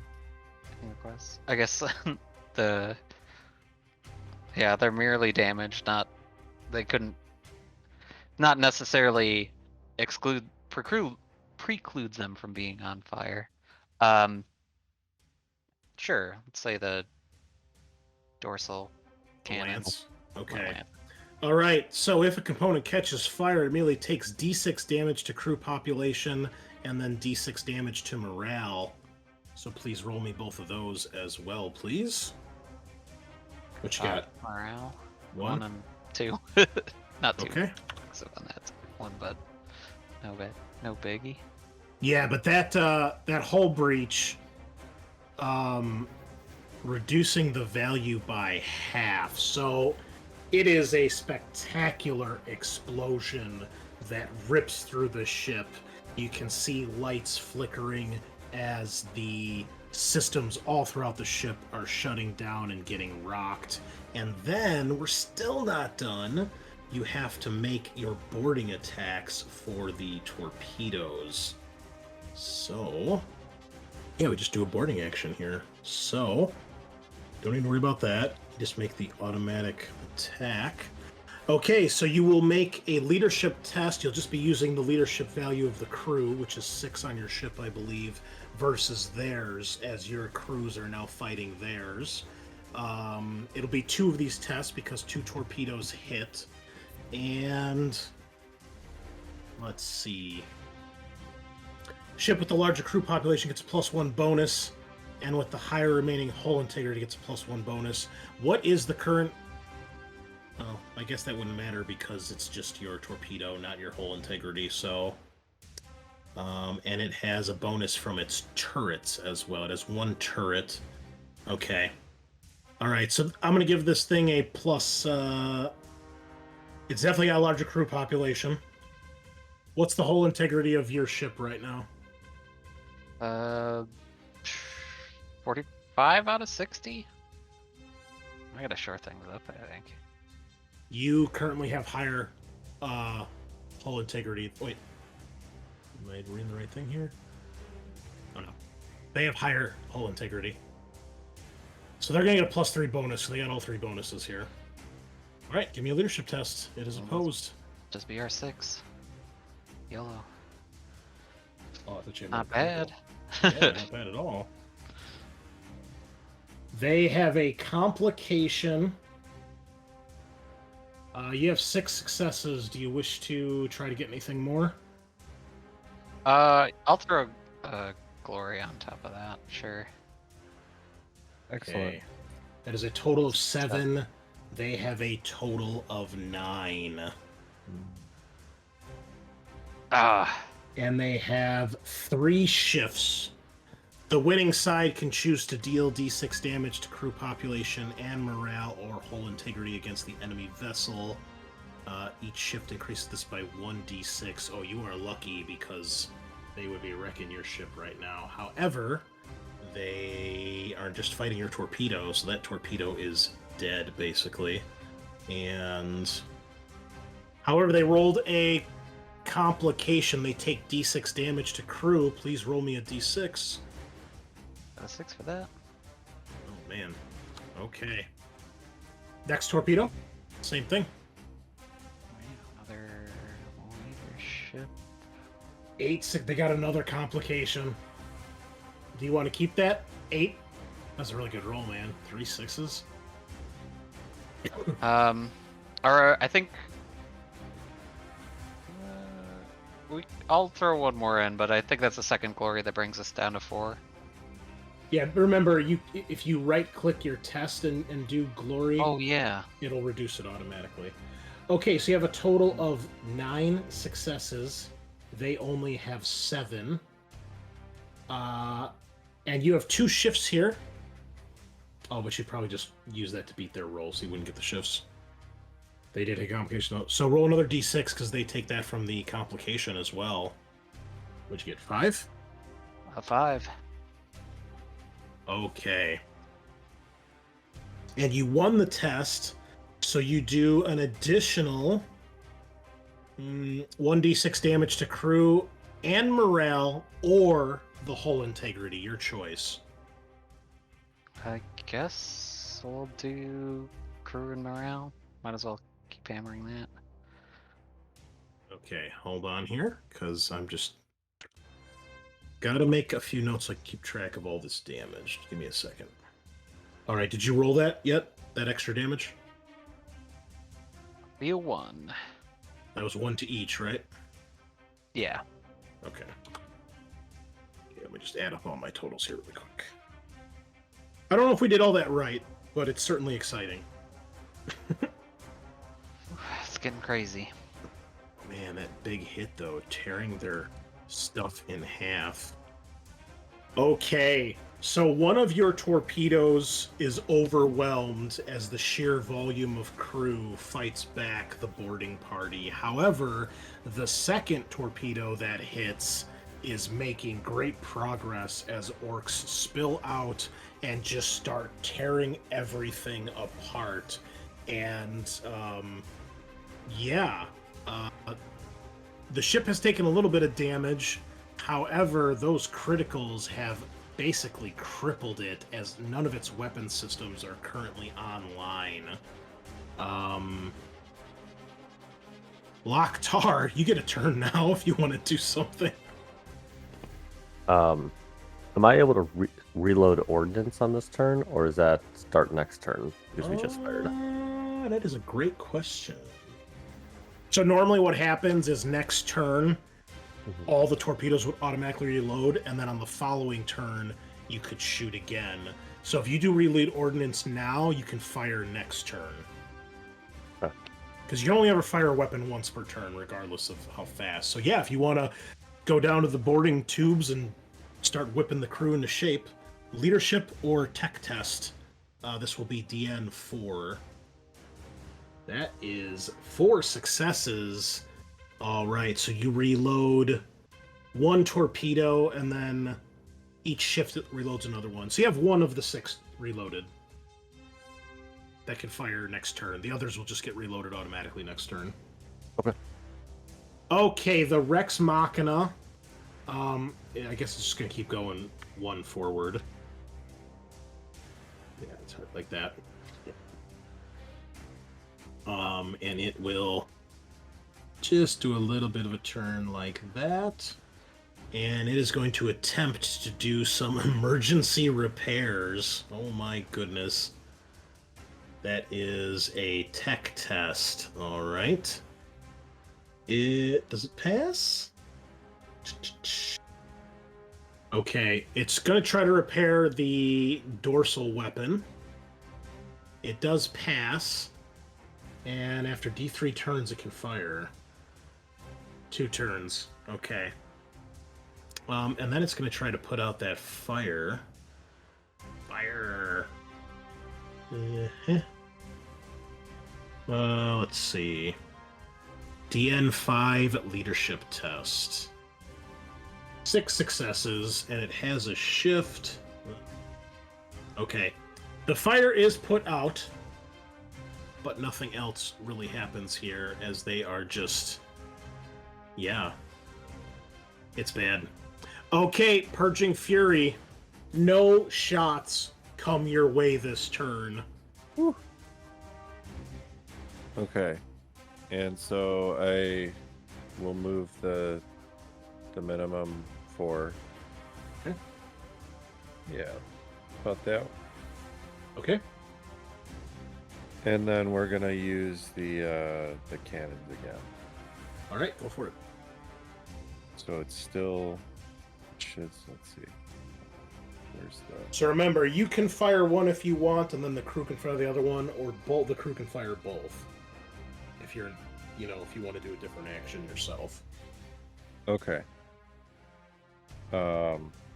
Yeah, so I'll fire one and then the crew will fire another. Okay. So, but that would still be from the Purging Fury sheet.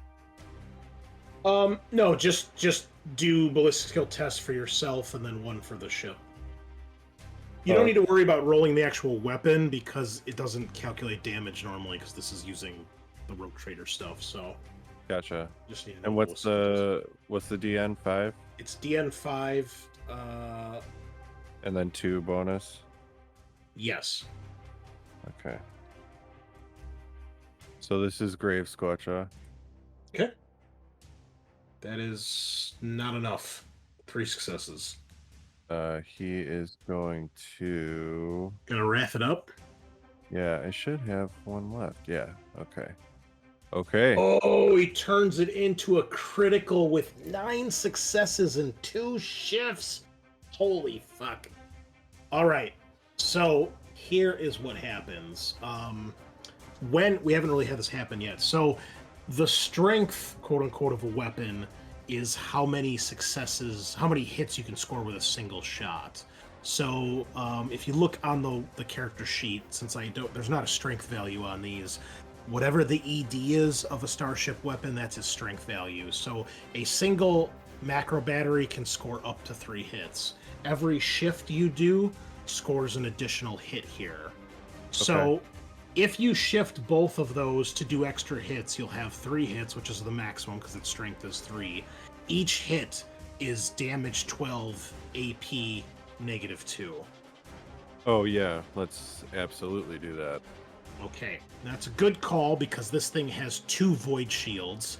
Each void shield soaks a hit, and void shields replenish at the start of the round. So, first hit eats a void shield, second hit eats the second void shield, third hit scores, which is good because otherwise it wouldn't be doing the critical because the void shields would be there. So, you do hit with damage 12 AP2. That does do a little bit of damage to the ship.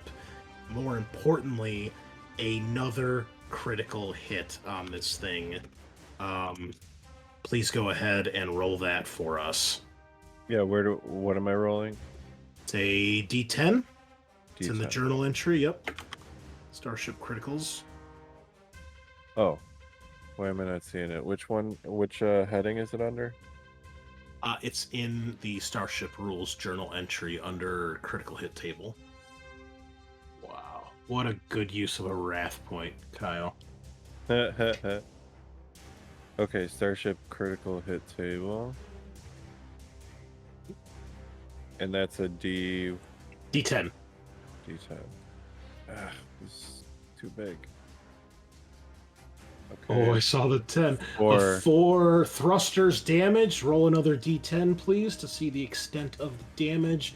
Ship's maneuvering thrusters are smashed, venting randomly and leaking fuel. They can still maneuver, but their maneuverability is reduced by 2, which means their maneuverability is absolute shit right now. Okay. Wow. Nice. Okay, so then it's gonna be the crew, right? Yep. And So that now the void shields are down, so if you hit this thing, you'll just automatically be doing damage. Because it's all happening at Okay. the same turn. Okay, And just make a blitz skill test with the ship. with the ship. Okay. Yep. Which I think is 6 for your ships. And DN5. And that's still +2? Yep. Okay. Come on, baby. Oh, yeah.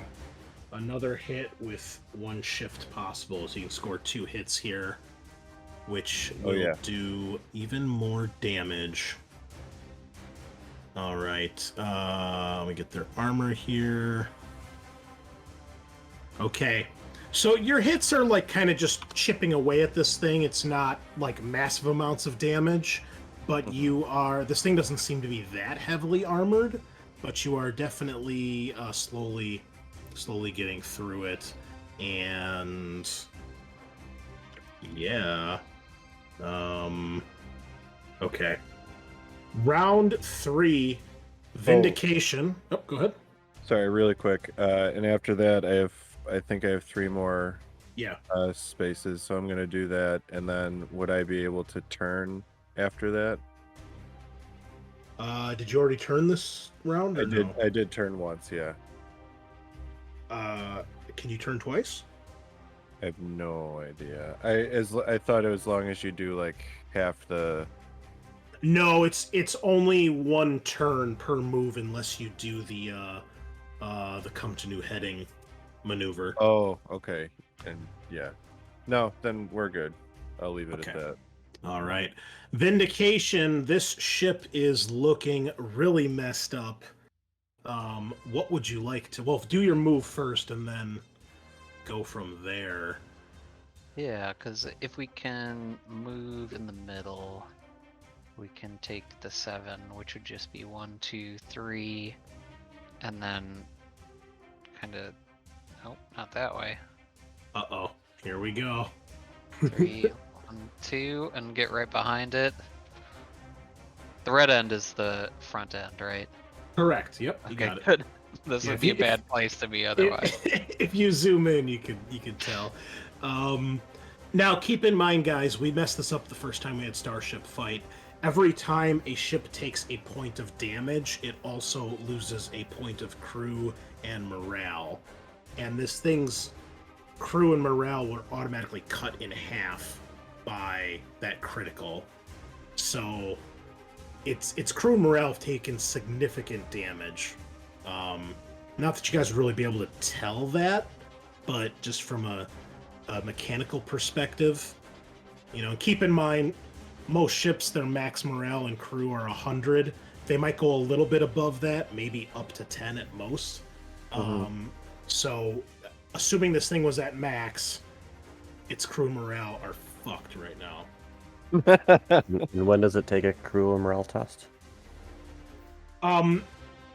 It's not so much when it takes a test, it's that basically every 10 to 20 that those stats are below 100. If you guys look at the crew and morale tables in the journal entry, you can see the negatives that you start to stack up. And all those negatives are cumulative.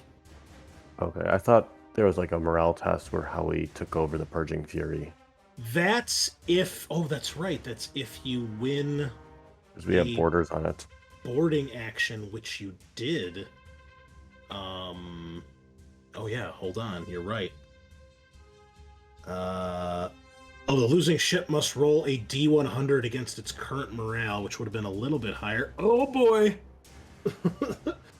Okay, I will roll this in the public for you guys. Can your one lone torpedo take over the ship? Okay, that was... Okay. So before the damage that Kyle's ship just did, this thing's morale is sitting at 44. Ooh. 73. It fails its morale test, and your one torpedo of orcs storm the bridge, killing tech priests and servitors, and more tech priests and more servitors, and probably a handful of Skitarii for good measure. And the ship is yours. Get the fuck out of here. Get the fuck. I can't believe that critical hit. Oh my god, Matt. What have you done to my baby boy? Oh no. Look what they've done to my boy. Oh fuck, we're running. Jeez, we're each gonna have a fucking ship and we're gonna have to try and tie them together like Voltron. Okay. I'll give you guys access to this ship next time, but suffice to say, it is fucked up. Its hull is at 46 out of 65. Oh. Its crew is at 31 out of 100, and its morale is at 38 out of 100. All 5 of its weapons, well, the hull, or the dorsal weapon, I guess, is kind of repaired at this point, but the other 4 weapons are damaged and offline. You have conquered this massive, gargantuan Adeptus Mechanicus ship with what appears to be some very stellar weaponry. It's very slow, correct? From what It we've is. seen. It is speed 2. Cruise And it control? It does not have much armor. It only has armor 12, but it has 2 void shields. And well, fuck it. I'll just add it. I'll add it to your shit. I'll add it to your stuff here in a second. However, the thing that you do discover, it's got some other cool shit on it, but it has a special type of power source attached to its void shields that allow it to basically just eat through all this garbage and basically incinerate it when it gets hit by little interstellar debris like this. We will have to lash the ships together like Voltron to hide under their void umbrella. Oh yeah. I'm gonna call down to Muldrum. Okay. Hey, Muldrum, Oi, boss. we've captured a ship. Needs you and your mechs. Take a look at it. See if it's worth dragging around or scrapping for parts.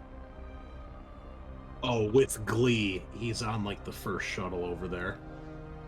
Yeah, we'll assume that he's doing that while you guys do whatever else you want, and he'll go assess the damage. And we're still pretty close to the planet we were on. Junk planet, anyways. Yeah, I mean, this fight took place like out in the orbit Right of the planet. Yeah. Okay. Then I think we'll finish our communication scan now that we found the ship. Scan the planet and see if there's anything on planet that's like a comm station. So the dorsal weapon is back online, but both port weapons are damaged. One of the starboard weapons is damaged, and one of the starboard weapons is destroyed. And the thrusters are damaged as well. It'll take Wolgrim some time to investigate this, so if you want to go ahead and do your scan of the planet, you may do so. No, that should be it. It was supposed to be like basically 3 times the size. All right, I'm sorry. You're scanning the planet, correct? Then go ahead and do so. Who did the last scan? That head hacka? Yeah, I think your mech boy did. Sure, I can throw another investigation in. Oh, because it's sniffy. There's the third one. Uh-oh. Complication. Okay. You do pass. You have shifts if you'd like to use them, head hacka, and then tell me specifically what you're scanning for, what you're trying to find. I'll throw, I think, just one shift for generic. Well, yeah, just both of them for additional info. We're looking for, I guess, haulable scrap and... Or are we looking at the planet in this round, or...? Yeah, we're looking for comm station. Comm Just stations kinda on the figure planet. out. Yeah, trying to figure out what else is around here. Okay, we can say one... and anything else you're looking for? Anything of value, I guess. Maybe more of the gems that we found. Okay. And then roll your complication, please, and I will narrate what happens. You all die. Good game. Let's play Mork. Gasp. Okay, so you begin scanning the planet, and this of course takes a couple hours because you're doing a pretty thorough scan. Your scans pick up anything like a comms or communications center, Vox chatter. There's nothing like that. Everything you scan on this planet appears to basically just be one massive junkyard / landfill. It is mountains and mountains and mountains of trash and scrap and waste. There does not appear to be any living thing on this planet. There does not appear to be any permanent structures. Just imagine a solid rock in space, and every inch of it is covered in garbage.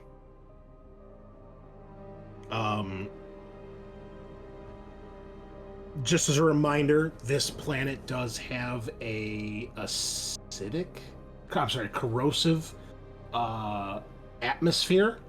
So slowly, over time, it does eat away at this waste. And then, when one of these what you guys realize, this Mechanica ship that you guys took over is one of the ships that brings and dumps the trash on this planet. That's one thing that Mogrim will figure out right away. And it can't spell properly. There we go. So it is this was one of the ships. It looks like it had just finished dropping off a load of garbage and was leaving.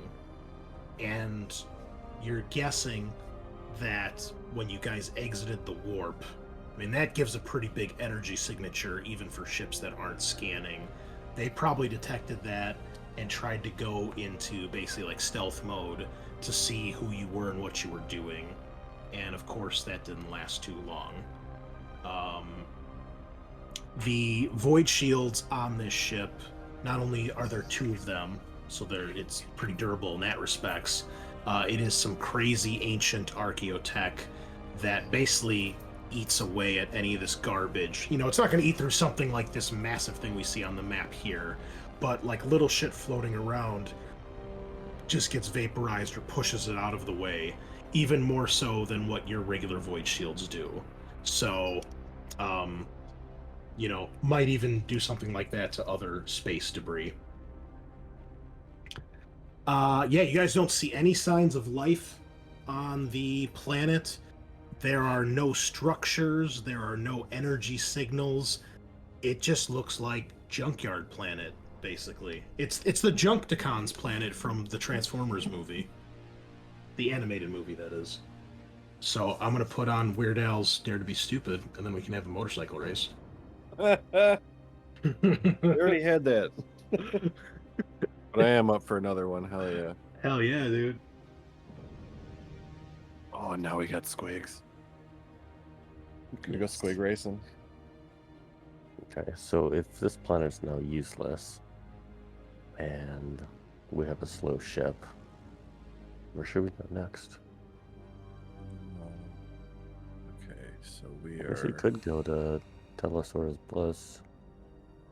Well, so what was said about Cobalt? Big nothing. Let me just reiterate that, I mean, this is basically a junkyard planet, so there is basically limitless scrap down there if you go digging for it. Now, Yeah. keep in mind, they drop off other stuff here too, so there's biohazardous waste, chemical waste, actual garbage, you know, from someone's home, but there is definitely, like, stuff you'd find in a junkyard too, so... Ooh. obviously there's stuff to pillage. It's just that there doesn't seem to be any signs of life.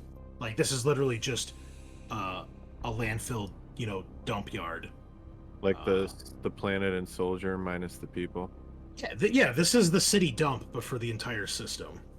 Okay. And probably other systems, you guys would discover that these big Mechanicus ships, basically their whole purpose is to go back and forth between this system and nearby systems, and so you're talking like trillions and trillions and trillions of tons of waste that is brought here. Mhm. So it probably has a lot of shuttles to get back and forth from the planet to drop off waste, huh? This actual ship, what they do is this can actually get into low orbit. Again, some crazy Mechanicus archaeotech. It probably could land if you needed to, but it doesn't have to.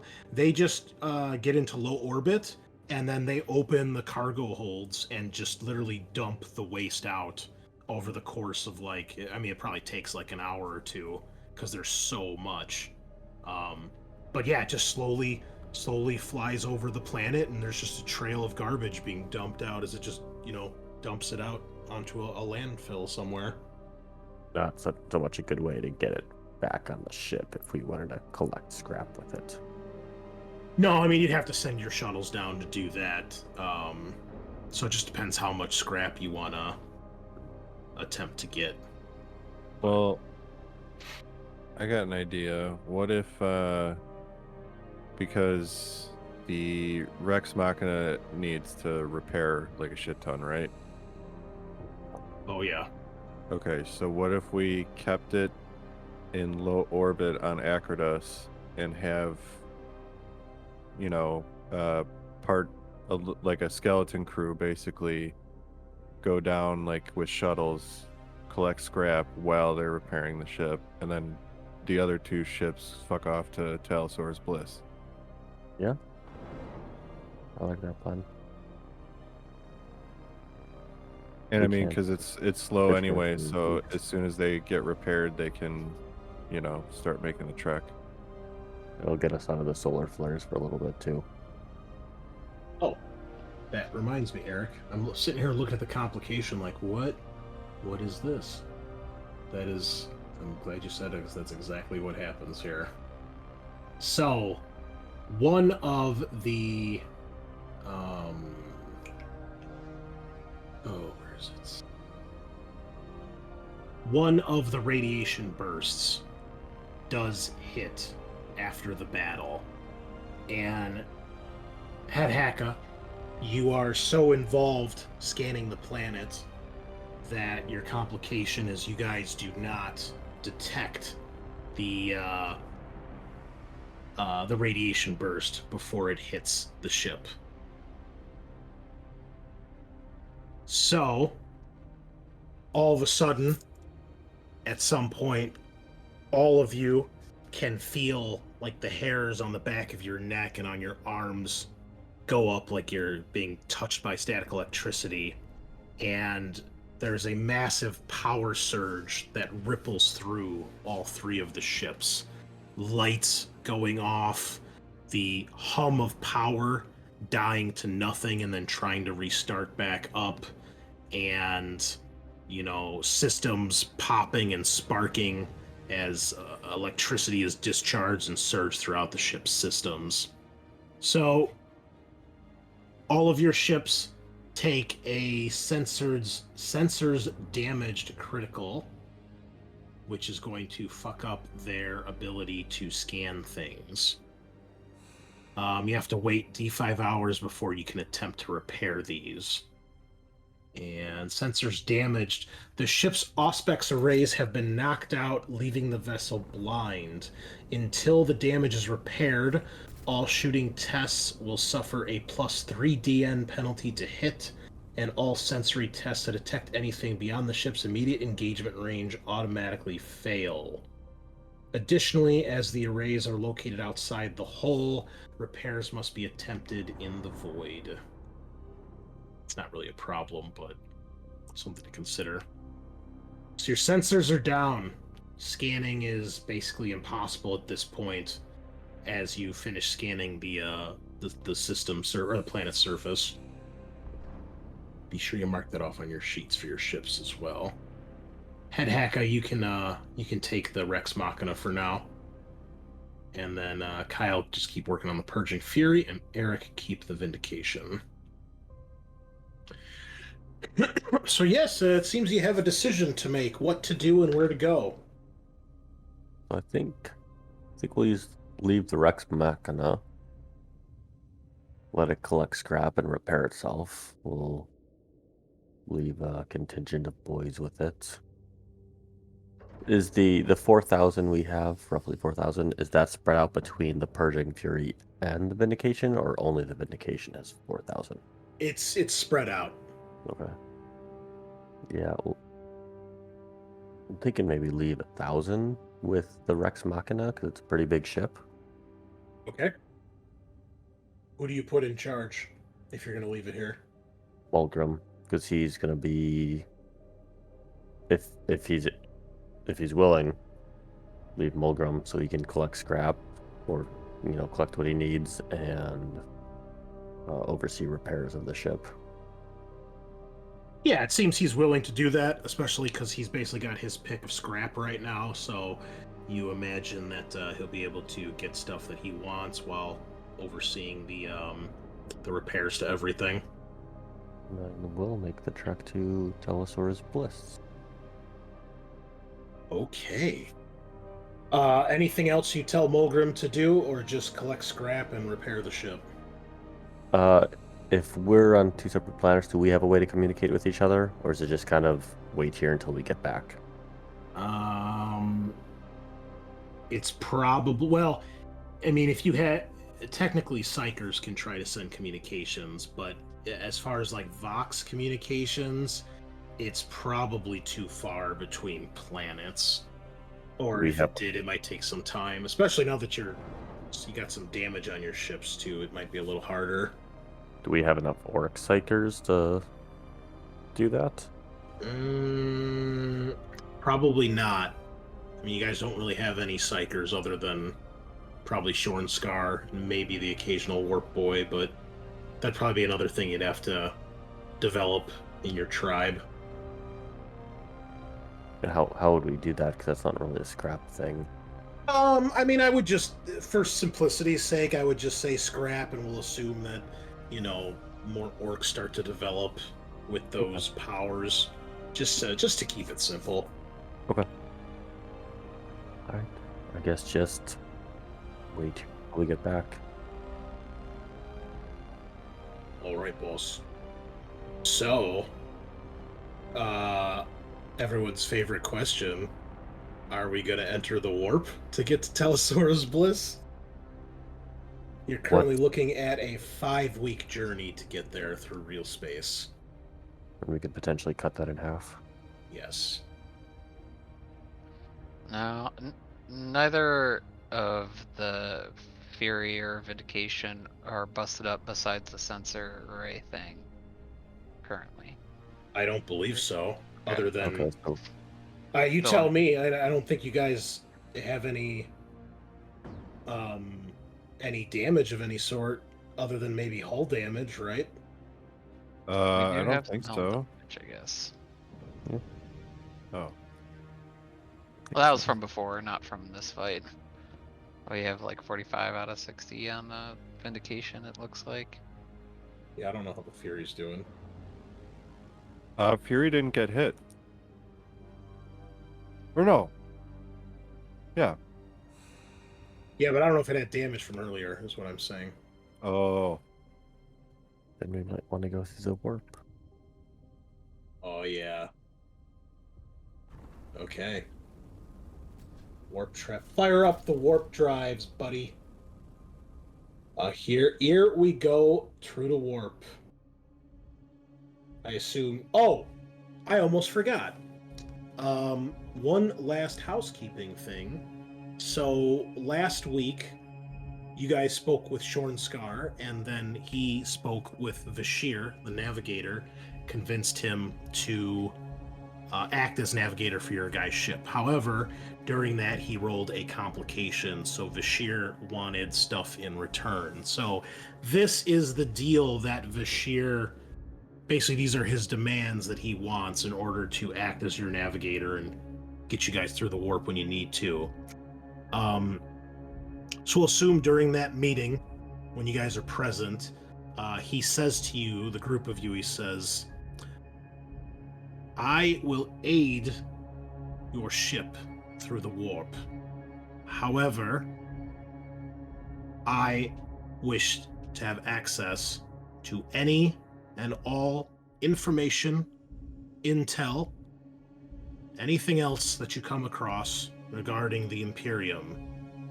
Operations, military movements, especially anything concerning Psychers, or the Adeptus Astra Telepathica, or the Black Ships of Terra. Those are my terms. He looks to you, Loktar, and to Shorn Scar. Do we have a deal? We have a deal. We'll make a report to you when needed. Okay. That is what he would want. So my first question then would be, do you give him any information after Mulgrim gets through the servers that you guys stole? Yeah, we'll probably just put a Rot in charge of running information to him when we find it. Okay. Do you write a report, or do you just tell the Grot what to tell him and then send the Grot on his way? I don't think I'd write a report. Does the navigator want it in writing, or does he just want to be informed every time it happens? Yeah, can we copy all the logistics files to a data slate or something and then just have the Grot run it there? Yeah, you could do that. That'd probably be the easiest thing, because the Grot's not going to be able to remember everything, and he's going to get confused probably pretty easily. So, yeah, if you do that, then when you guys are ready to jump into the warp this next time, Vashir seems very straightforward and, I wouldn't say eager, but reasonable, and doesn't put up any sort of fuss. That was gonna sound like a stupid question, but when he says intel regarding the Imperium, that would include the Adeptus Mechanicus sort of wing generally. Yes. Yeah. All right. You send the first grot that first time, and when you guys are ready to go into the warp the next time, you can tell that he is pleasantly surprised that you seem to have kept your end of the bargain. You can tell that he's probably a little suspicious that, are you guys actually telling him everything you discovered? But, he doesn't come right out and say that. He's probably cautiously optimistic that maybe this deal will work out. And he asks you where you guys are heading to. We're heading to Telesaurus Prime. Or Telesaurus Bliss. Got me thinking all Transformers now. Very well. So be it. Do you allow him to divine the auguries before you enter the warp? Give me a few hours. We'll be prepared to leave soon. Okay, psychic mastery test against DN5. Actually, one thing I forgot last week, everything for warp travel is at, I believe, +1 because of the system has warp turbulence. I forgot about that last time. Just check here. Yep. +1 DN penalty for all tests that begin or end in the system. Oh, another one I totally forgot. Anytime someone gains a corruption point, they gain an extra one. So, Matt from last week and Eric from the one you had today. And if anybody else gained one at any point. I think that was No. it, though. Mine got taken back because... Oh, you're right. You're we do right. it. Then, Matt, I think just you would have an extra one. I'll kick that up. Okay. All right, his psychic mastery test, he gets with a 6. All right, somebody please roll me a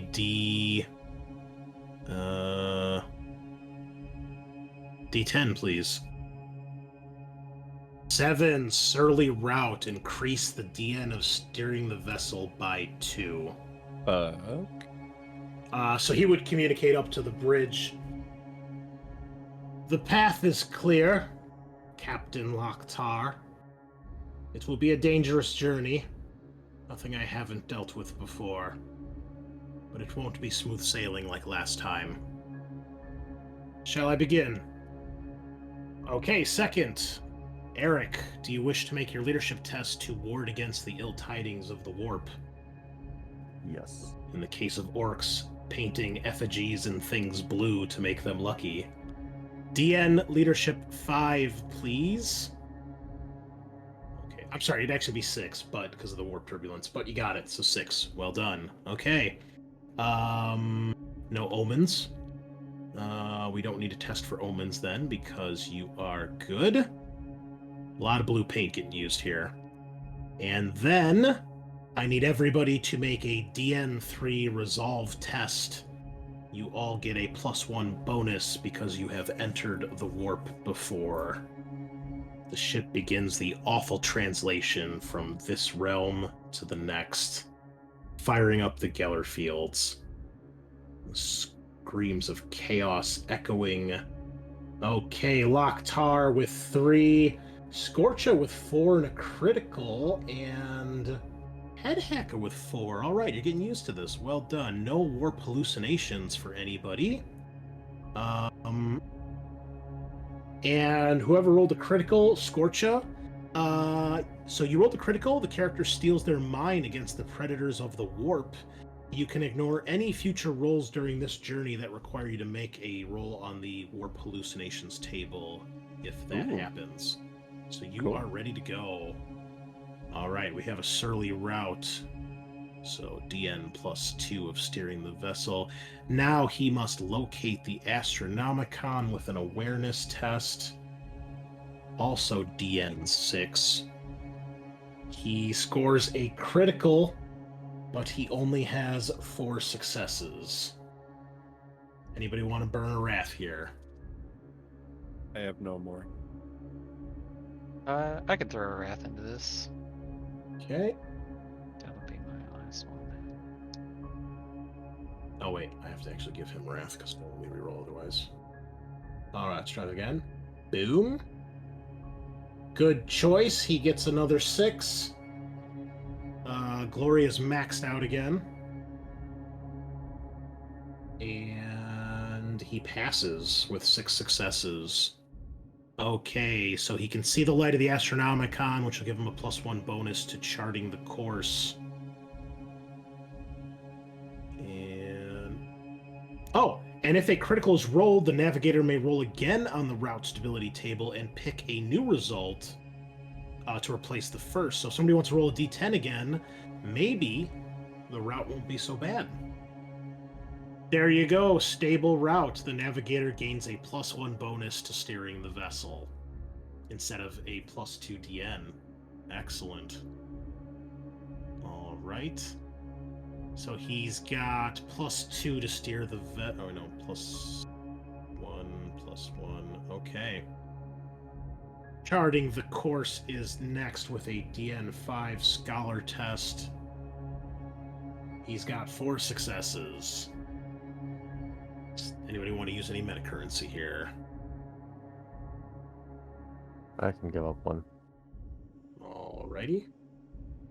Just enough. Oh wait, no, it's not. He needs 6 because it's warp turbulence. He's got 5. Should he use a glory? Yes, you Yeah. should. Okay. No good. Damn. Okay, so unfortunately he has charted an unfavorable course, which means the DN of steering the vessel's increased by 2, but he's got a +2 bonus from all the other good stuff. I'm sorry, he would have had one more because he can see the light of the Astronomicon, which he does. Okay, so he passes that. So right now he's got a +3 bonus to this next test. The piloting test. DN6 with a +3 bonus. Another critical success and 6 successes. All right, so if the test is passed and a favorable course is charted, which he did, the duration of the journey is reduced by 1/4, and you only have to make 1 roll on the warp encounters table. Somebody please roll me a D100. So when his preparations are complete, Loktar, he tells you, all is ready, Captain. Should be less of a hazardous journey than I anticipated. You can commence translation. Excellent. Get us there. Entering the nightmare realm of the warp, the Galar fields flicker on, and you cross the veil between realms. Your journey, which is about to take 2.5 weeks, will be a little less than that. And you rolled an 18, which is all is well. No encounters take place. Anyone who was suffering from a warp hallucination could make another test to resolve that, but no one is. And so, we get to the final portion after, well, we reduce that by 1/4. So, what's 1/4 of 5? Like 1.25? So it takes less than 2 weeks to get to Telesaurus Bliss. And finally, we must exit the warp, making a survival test. DN6, does he have any bonuses from anything? He gets a +1 bonus. Okay, well, he's got 12 dice on this, so hopefully. That is 7 successes, no shifts. All right, so once again, you emerge from the warp on target in open, empty, real space, not inside of another object. It is about as smooth sailing as the last journey that you would expect, and surprisingly smooth. This guy seems to be paying off dividends. Luckily, that means you get to bypass the asteroid belt, that separates the inner cauldron and the primary biosphere, which is this zone you're in now.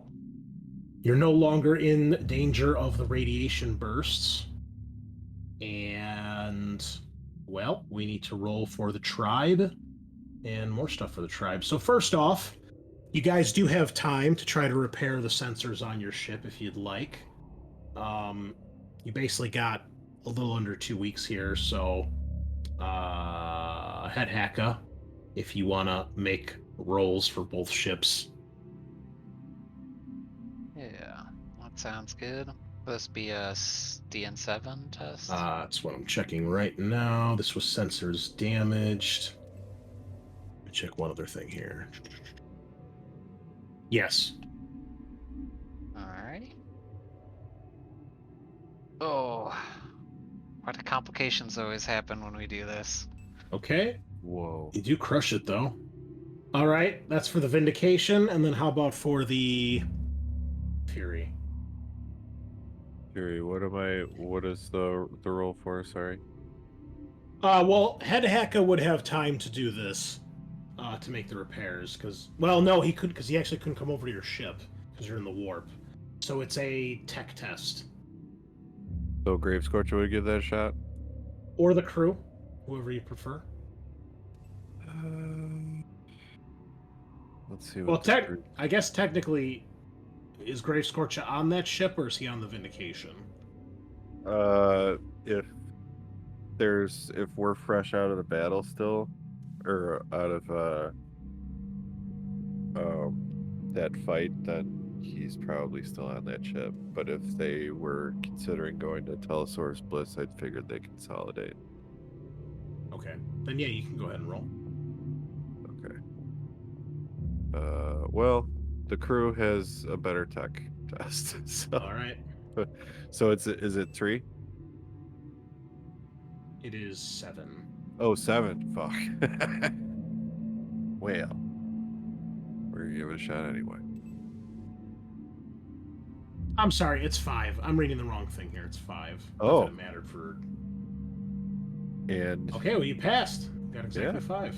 Matt, go ahead and roll your complication. Physical mishap. All right. You want to narrate that one for me? You got anything? The tip of right. your tongue. Working on See what I did there? sensors. All agree. Not really. I'm sort of at a loss for what would happen. Are we just like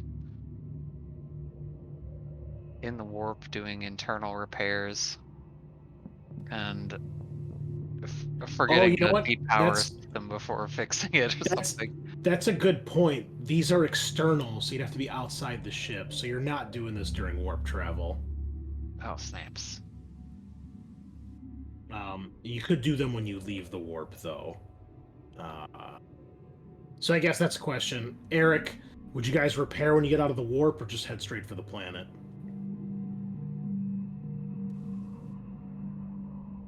I want to do some scanning, I think, probably.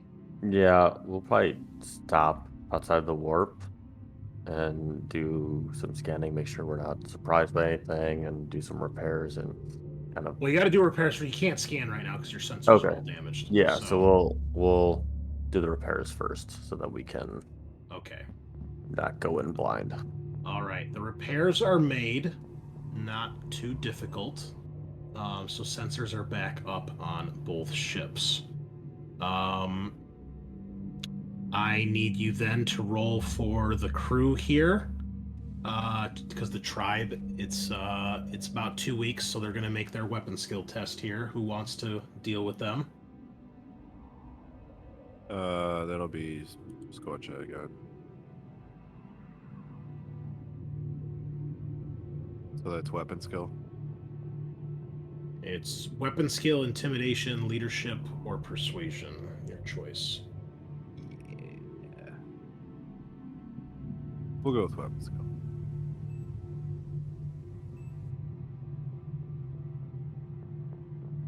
Is this just base 3 or is like It's opposed? an opposed test. Okay. 8 successes. Do you wish to do anything else? Can I shift those? Or does that matter? I'll do a glory. Okay. Because I'm out of wrath. Is that possible? Yes. So then you'll have 6 successes instead of 8 With what? if you shift. Because when you shift, it takes it out of your dice pool. Oh, so never mind. Okay. We'll leave the successes, but then I'll use a glory point. Okay. So, Yeah, no. 8 successes versus their 5, you win, and that is that. All right. Yep.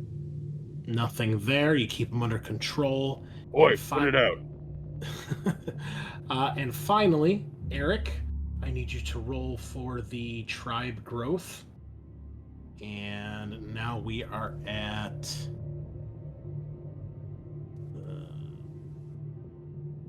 you got over 4,000 orcs, so 4 D100.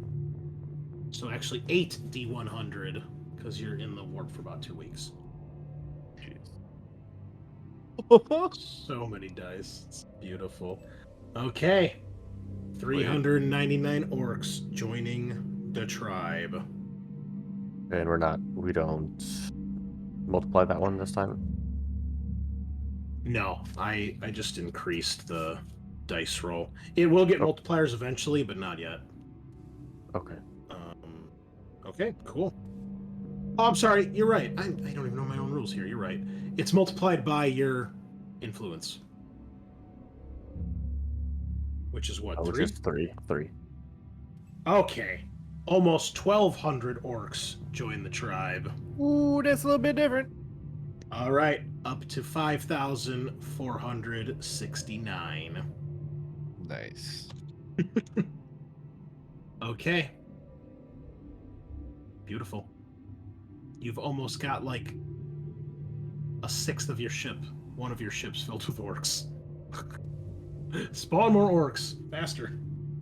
All right, so you spend some time repairing the ships, getting your scanners operational, and you may now proceed as you are in the orbit of this, you guys are here, of this rather Earth, Terran-looking normal planet that actually has water.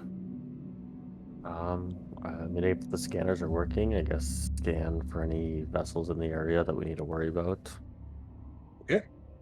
And then do a separate scan on the planet to find population centers and resources. All right, head hacker, give it a rip. Okay, 4 successes. So, there do not appear to be any major vessels in orbit around this planet. It seems quiet. Oh, I also forgot to put this on the map. So, I'll change the map next week, but this anomaly here, that's the gas giant that you just learned about. Oh, that's right. Okay. I will change that next time. So, okay, yeah, so you guys do a little scanning. There do not appear to be any other vessels out here in orbit. Okay. Then I guess scan planet for anywhere we should be landing, or I guess any like high, I was about to say high traffic areas, like a shipping port or something along those lines. Yeah. Should have interesting stuff. or Okay. any weapons defenses that we need to worry about. All right, go for it. I'm also going to add Archimos to your journal log here. That's 3 successes. That is a pass. Again, more successes the better. Or we're at 6, we get the a glory on top, right? One more. Okay. All right. Well, Upon scanning this planet, it does indeed have actual natural bodies of water, and you can see the blue from out in orbit. There's no oceans. It's more like seas, like the Mediterranean or the Black Sea, and lots of lakes, like in the U.S. here. But it is vastly different from most of the, actually, really all the planets that you have seen thus far. The landscape of this particular planet is mostly flat with little mountainous terrain. There's some gentle sloping hills and the occasional plateau or raised area, but massive mountains like, the Rockies, the Himalayas is not a thing that you see on this planet. Lots of open steppes. However, the Imperium has changed this with all of the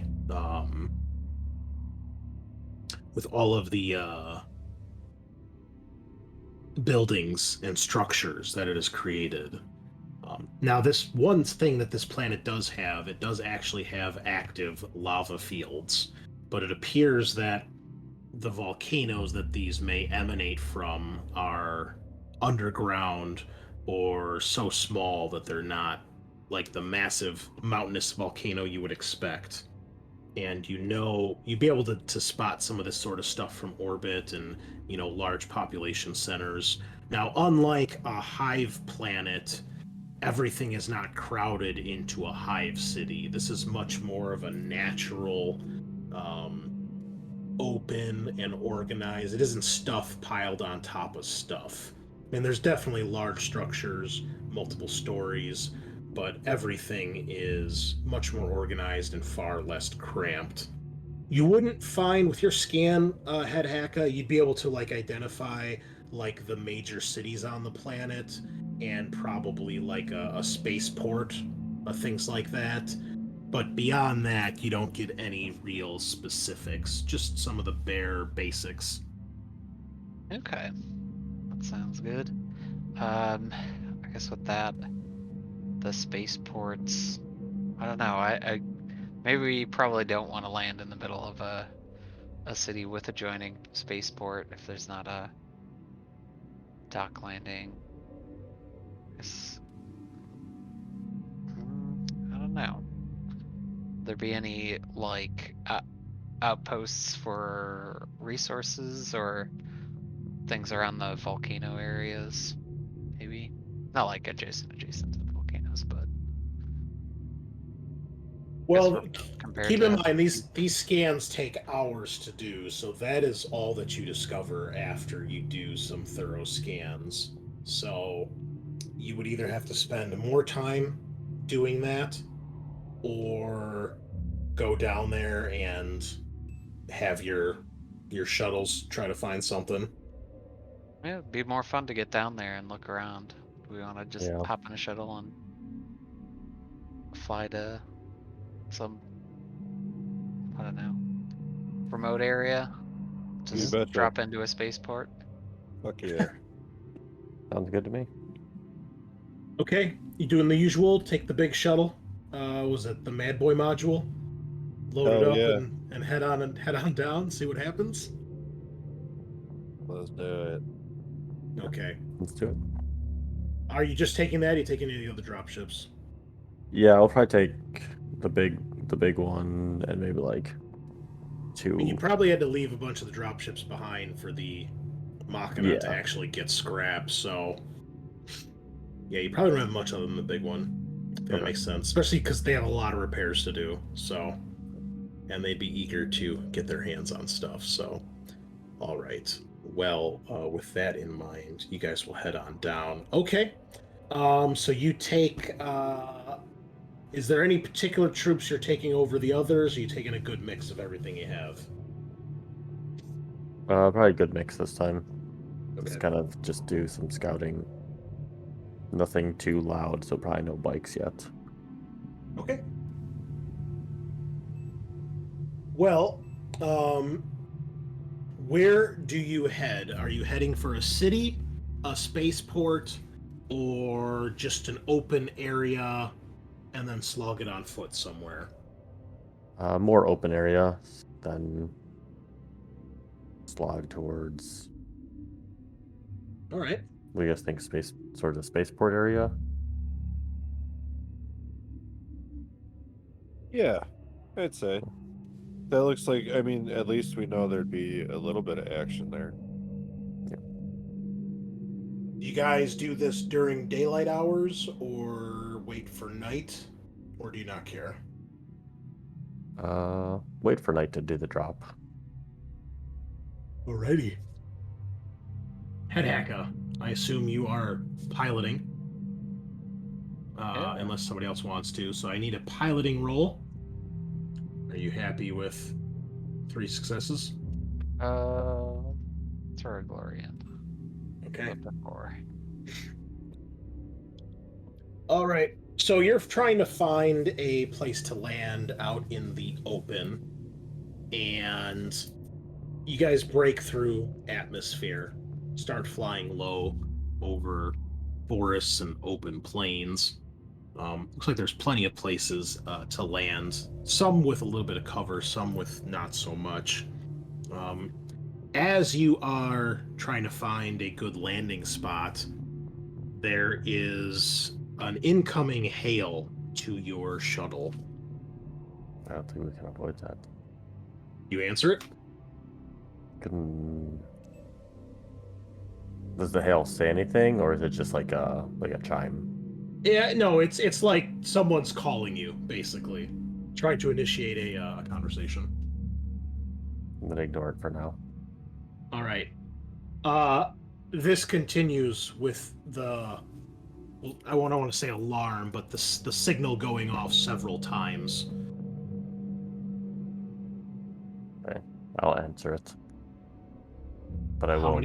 How many times do you let it go off before you answer it? I'll answer it on the 3rd try. Okay. Do you say anything when you answer? No. You hear a voice. They say, unidentified vessel. This is PDF Defense Force, Unit 562, Alsor's Bliss. Please identify yourself. We are landers from the Vindication, the rogue trader vessel. Please direct questions to ship. There's a pause and then a response. Roger that. Did not have any indication that a rogue trader was going to be visiting us. Please offer up clearance codes or comms to your ship frequencies, box frequencies. Rogue trader doesn't need to announce her visit. I'm gonna hang up. And when you hang up, you can see that they attempt to signal you guys again. Do you answer? We have any jamming capabilities? Probably not. Not unless you have some sort of specific piece of gear or equipment that will let you do something like that, or if you could feasibly come up with something. How long till we hit the planet? Well, at this point, you guys are in the, you're flying through the sky of the planet, trying to find a place to land. The signal goes again to hail you guys a second time. Can we scan where this signal is coming from so we can personally shut these guys up? You could try, sure. That is going to be an investigation. Ooh. And yeah, your ship doesn't have anything special for scanning, so just straight investigation. Anybody got that? I got a 4. That's not Got too a bad. 2. Okay. What's the DN? 3. Oh, okay. Here we go. Oh, Another critical. Incredible. Okay. You begin scanning, and you do pinpoint that there is another ship following you guys. Appears to be a drop ship of some sort. And the hail comes through a third time. We didn't put weapons on ours, did we? Right, ours is empty. You've got some defensive weapons like big shooters. Nothing like major though to like engage in like an aerial fight or anything like that. Basically just stuff to help like clear a landing zone if you were coming in hot. I'm gonna need to talk to Mulgrim about that. Yeah, I think Scorcher would turn to Lactar and go, Oh, hey, boss. Maybe we land, because I think we can far better on the land. At that, instead of a fourth hail, you are instead greeted by air-to-air fire as the other ship opens fire on you to get you to land permanently. Uh-oh. That is where we will end tonight's session. With the thunk of enemy fire echoing outside the hull of the Madboy module. Join us next week, listeners, as we finish up with our last episode of the year. Although it'll be 2023 by the time you hear it, but it'll be our last episode we record in 2022.